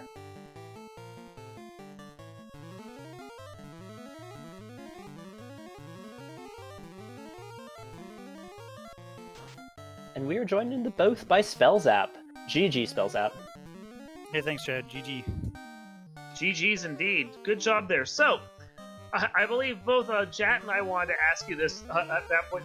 At what point did you feel like you were in the lead, or did you never feel like you were in the lead? It'd be like throwing darts at a board. I have no idea. I don't know if Thunder made it through Marsh easier than I did, or made it through Ordeals easier than I did, or made it through Waterfall easier than just everything. Mm-hmm. I just don't know how so many things can have scripts. It just doesn't make sense. There's only so many scripts to go around. How can every enemy get one? Right. Yeah, so the early part of the game, Thunderclaude was consistently maybe half a dungeon ahead of you, like half a mini dungeon ahead of you. Going with the 4-person strats kind of from the beginning was beneficial to just get a little bit of extra run chance through some of those nasty early dives. But you did make the adjustment eventually, but that kind of small lead that he got coming out of Marsh kind of just carried through as you went over to Volcano. You also did mermaids first, whereas he went straight to volcano, but just wiped horribly there for a while. And then you went there and also wiped horribly. But the big decision maker, guess what it was? Earth, getting that mouse moon. Actually, both of you went to Earth. Okay. It was nice. right after that. You living up to everyone in chat. Well, the people in chat who know you as well as the commentators were like, So Spellzap has a choice between a few different locations. Where is he going to go with what's available to him? And you went to Sky, yes.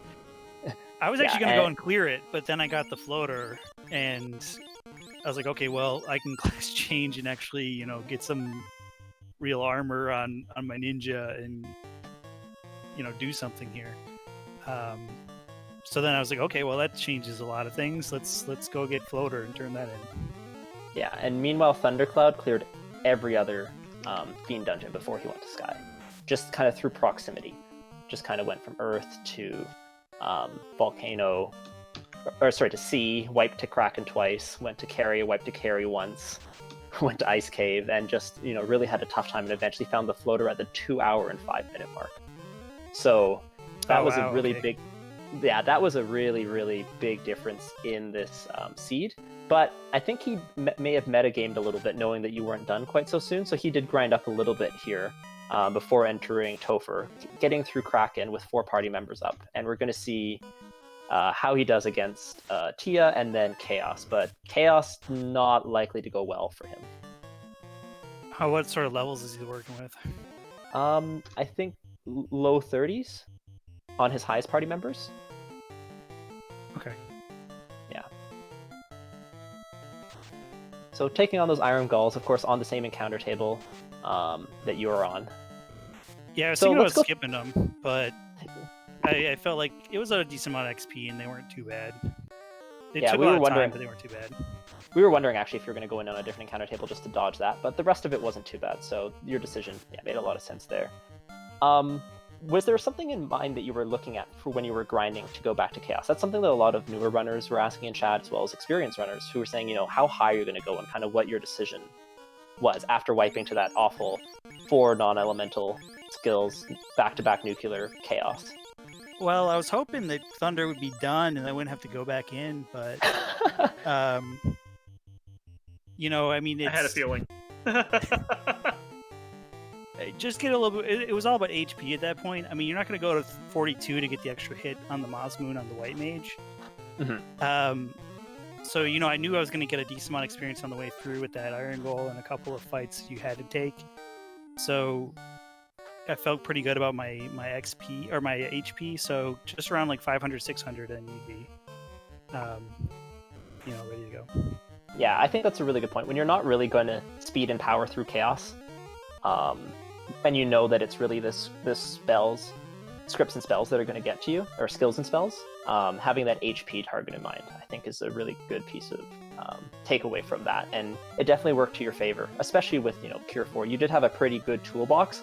Of course, in your double White Mage, double Thief party, Fade was at level 8. We didn't see it on either runner's screen, but we know just yeah, because I didn't see it, so I had to kind of guess it was somewhere up there.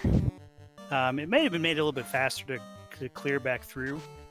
I was also considering Exfer and then Mute for Chaos, but I felt like I actually had a decent shot with the HP I had, so I didn't have to try to go crazy. Yeah, actually, I saw you pick up that Exfer, and that was kind of the play I was wondering if you were thinking about, but unfortunately it was on the same slot as Life, and that was running a little bit low. Do you mind sharing kind of what the percentages are if you go for the Exfer Mute strats? Bad. No, it's about 27 to hit Exfer, and then 6 for Mute, I think. Yeah, so you'd be, of course, you're better off trying to Exfer and then Brack Chaos, but with no Brack available, Mute would have done a very good job of neutering a lot of his scariness. Yeah, I thought it was really funny muting the pirates and the various enemies through the game. Yeah, we actually were commenting that was a really, really nice move. Another thing we said is that is probably the most useful 1 hour and 30-minute Thor hammer that we've ever seen. Really, usually really I get helped. kind of upset. I'm like, Thor hammer. But I was like, oh, hey, cool, Thor hammer. I can actually Thor do hammer, something. light axe, mage staff, they all worked out really well for you. Yeah, when I Yeah. found that light axe, I was like, I need to keep this. This needs to come with me. You know, we're gonna find some undead somewhere.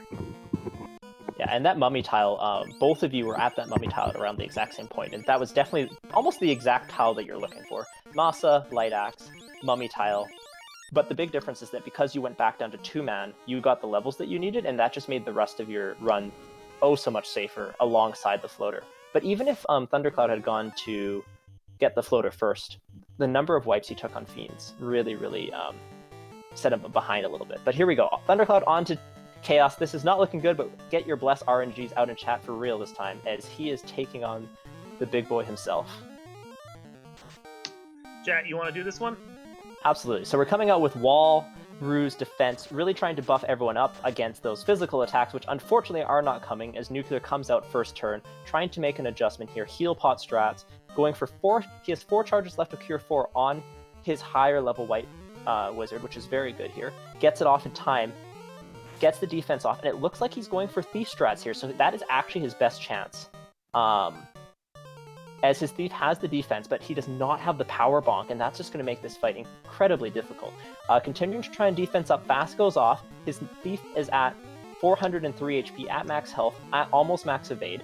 So the Thief has a good chance of surviving physical, but another non-elemental comes out. Not what Thunderclaude is looking for. Cure 4 coming out again, trying to keep that Thief alive. The problem is these Cure 4 casters are going to go down eventually, or run out of charges, and that's going to be bad news. 7 hits, 361, doing okay damage. This Chaos has good HP, but not incredible. But no power bonks is not going to speed it up, and this ninja needs to just keep swinging and hoping. Going for the Expert strats, Thunderclaude also knows the ways. Expert goes out, ineffective. He's got 2 more tries of that. Thief comes out 326, so this is going to take about 7 or 8 rounds, and that is not going to be enough time unless this Chaos keeps punching. Expert going out again, hoping to land, and then needs to land a mute, ineffective again. Ruse coming out, the White Mage trying to stay useful. 8 hits, 366. Chaos punches again. This has been pretty good luck, as it looked like a 50-50 skill chance. Expert coming out one more time. Poison comes out. Okay, there goes 1 White Mage down, and that's a problem. Last charge of Expert coming out. Ineffective. Onto the Thief and a Prayer. Has to hope Chaos just keeps punching. 7 hits, 220. Heal Pot's not going to cut it when this Chaos goes out with Nuclear again, but hopefully the Chaos keeps punching. 6 hits, 208. Nuclear comes out. Really low roll. 98 damage only. That is really, really low. He has a chance here. Another Cure 4 coming out. Onto the White Wizard, though. That could be a mistake if this Nuclear goes really high, but he, of course, may not know that another Nuclear. There it goes. 146. Another low Nuclear. And this is looking okay, actually. There could be a chance. 4 charges of Cure 4 left. Oh! Does not get turn order as he was trying to heal up that White Wizard, and did not happen. 5 hits, 229, a few more turns left, keep swinging, don't cast Nuclear, or don't cast your non-elementals, and there it goes, Thunderclaude gets through Chaos on his first try. GG's to Thunderclaude. The adjustment of moving the Masa onto the Ninja, although he wasn't aware of exactly what was going on, is definitely the winning play there. I think because he didn't have the power bonk, he was kind of forced into it, but made a really good play there, gets through on his first try. So GG's to Thunderclaude, way to finish up. And it looks like he will also be joining us in chat for an interview.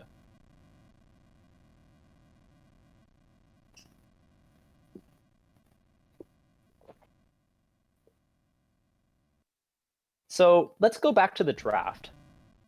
We were talking a little bit about that classic children's game of chicken. And I think you held firm to your conviction. Were you always planning on going for, a black mageless party if possible? Like, did you know that you were going to draft something a little bit more challenging rather than being safe at the end? Or were you kind of playing it by ear? Yeah, I mean, I feel comfortable with Thief White Mage.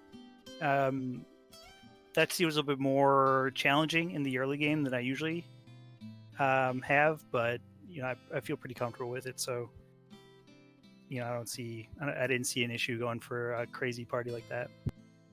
And we are joined in the booth by Thunder. Yeah, absolutely, Spellzap. That makes a lot of sense. GG, Thunder. Thanks. Well, congratulations on finishing that absolute monstrosity of a seed. Basically, everything that could have been difficult about that seed was So congratulations on getting through. Yeah, thanks. I definitely hit the bad end of the RNG stick on that one, as well as just having bad, luck getting things out of boxes and magic falling where it fell. Yeah, the big turning point I was discussing earlier with Spellzap is you two were actually very equal. You were slightly faster out of Marsh as you were 4-manning, while Spellzap went down to 2 a little bit earlier and then had to go back up to 4. So you were on, a few minute lead through the early game, but the big difference was that you went for the proximity checks for orbs in, Earth to Sky to Sea, Earth to Sea to Volcano, where Spellzap went straight to Sky, kind of at that turning point. And that just made all the differences. He got in the floater earlier, his 2-man party had higher levels with the Masa and was kind of able to get through the rest of the game. Also, Thorhammer was a real MVP as he got that by turning in the bottle at Gaia, and that really helped get through some of those dungeons.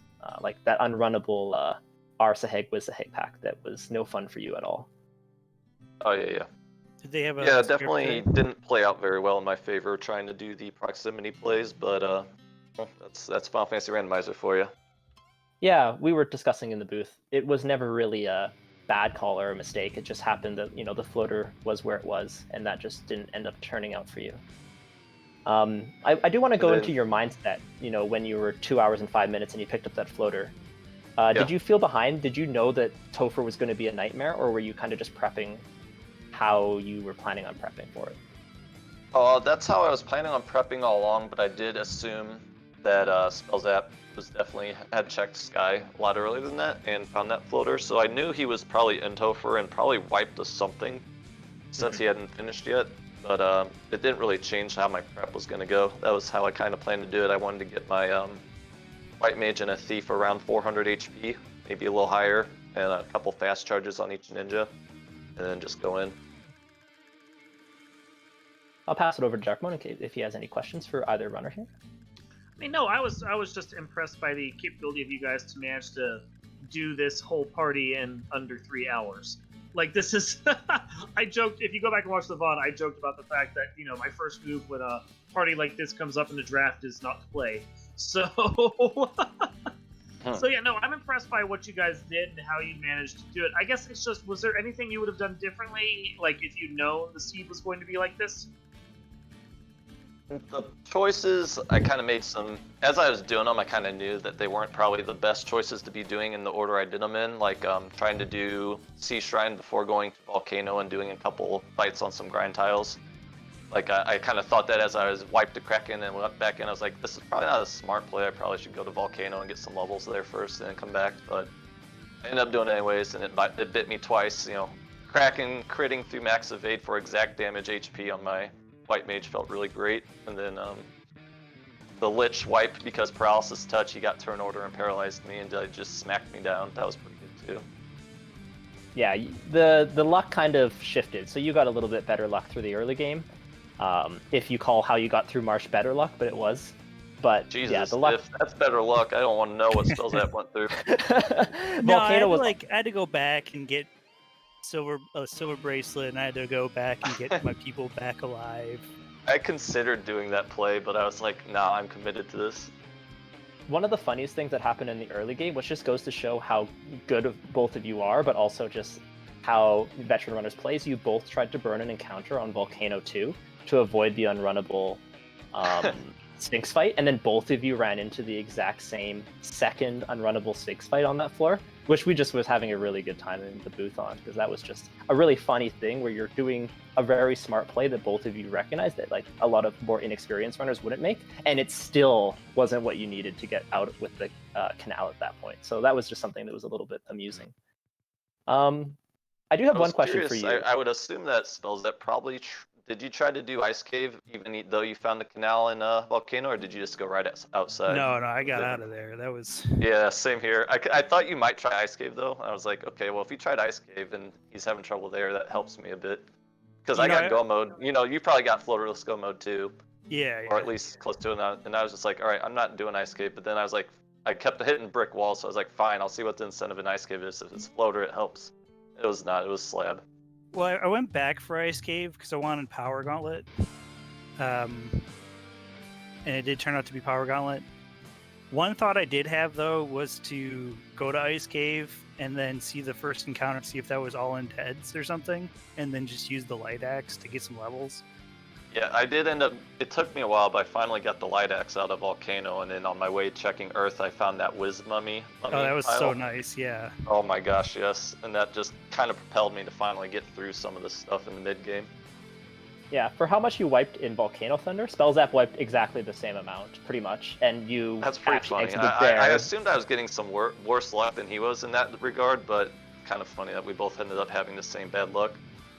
Yeah, the only real difference was that Spellzap also did mermaids before he went to Volcano, but then you ended up doing mermaids as well. So it was all very, very even through the early game. Hey, I got a saber out of there. That was a big find. I saw that too. I didn't swing a sword on my thief till like an hour 45 minutes in the game. I finally got a rune sword out of Volcano somewhere, and I was like, oh, finally I can swing a weapon. Yeah, there's never been 3 shops would get you something that a ninja can or a thief can use. I know. There's never been a more hype saber in chat or a more hype Thor hammer. They were both just like, oh my goodness, we finally have a weapon. Yeah, it was pretty nasty. It was just a dumb seed all around as far as magic and where the equipment you found was. I mean, Mazza and Gold Bracelet were like huge, but that was like the only 2 good things that came out of the checks. Yeah, a relatively free defense in C was probably the only other really nice item location. Otherwise, not much was friendly in this seed. I did just have one quick question about you for the draft, Thunder. Because you went, Spellzap picked Thief, and then you went White Mage. Were you kind of anticipating that he went for another Thief? Like, was that just kind of the pseudo-gentleman's agreement that both of you were making throughout that draft, that this was going to be Thief, White Mage? Well, kind of. I knew when he picked Thief, I was going to go White Mage, and I knew he was in the club of Thief White Mage with me. And I was like, he's probably going to pick Thief, and then we're doing Thief White Mage strats. And sure enough, that's exactly what happened. Yeah, we felt like when we were watching this and we were talking about it throughout the race that this was something both of you were very comfortable with, but neither of you was going to play like, hey, you know what, I'm just going to throw in a red mage here at the end, or anything along those lines. It was kind of Thief, White Mage, as soon as it just kind of the way the draft played out, it was what we were expecting. Darkmoon, do you have anything that you wanted to add in? No, I'm good. I think we've covered just about everything we got right now. If we're good on final thoughts, we can start wrapping things. Yeah, for sure. So why don't we pass it over to our unfortunate runner here, Thunder. This is only game 1 of 3, so Thunder, anything you want to say before we wrap things up? It's been a fun tournament. Win or lose the next one, I'll be relieved. It's been a very long tournament, so it'll be nice to either, be able to relax and be out of it, or it'll be nice to go into the finals. But I'm not going to have hard feelings either way. I'm having fun. I like that I'm getting to do these kind of not so traditional comps in the later part of the brackets. I kind of expect everyone to want to do like a fighter red mage draft against whatever I did. So I'm glad people are playing up to a little bit of fun and not going for meta type parties. Awesome. And Spellzap, any final thoughts from you? Yeah, it leads right in. I hope you're getting ready to run it back because I'm picking Thief. I was thinking it, dude. Okay, so you heard it here first. If either runner does not pick what ends up with Thief, White Mage tomorrow, then you know that someone blinked. Darkmoon, anything you want to say? I don't have much else, so why don't you take us home? I thought this was a very fun scene. I was very glad to watch both of you guys race it. It was enjoyable to watch something like this get this crap party get punished over and over again by the whole of the seed. Final Fantasy Randomizer is going to do what it does, and it decided to illustrate that clearly today.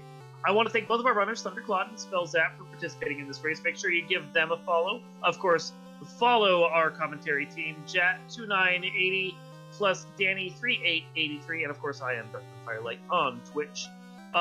If you haven't already checked out the Final Fantasy Randomizer community, we invite you to come check it out. FinalFantasyRandomizer.com. Of course, if you're new to the community and are interested in joining into this right now, we do have our Duckling program going on.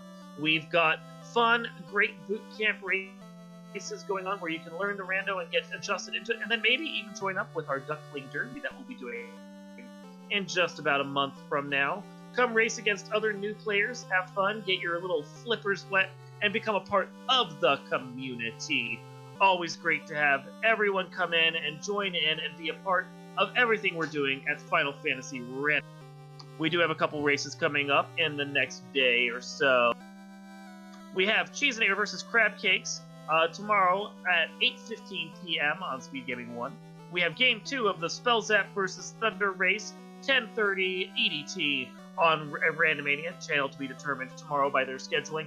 And of course, we do also have the low stakes, the Lich's Low Table Tournament going on, the side table for this main event right here. Round 2 is starting up this week. We'll have probably a multi-Twitch up for the first of the matches starting tomorrow at 6 p.m. That one is probably going to be, just on a multi-Twitch right there. So, if you guys want to check in on things, come watch a bunch of great Final Fantasy Randomizer action and keep up with what's going on in the spring tournament, we invite you to come, join the community, watch everything that's going on over the next day, and be a part of the community. From myself and Jet here in the booth and everyone in the community, I want to thank you for watching this presentation of the Final Fantasy Randomizer Spring Tournament 2020. And until tomorrow, we will see you next time.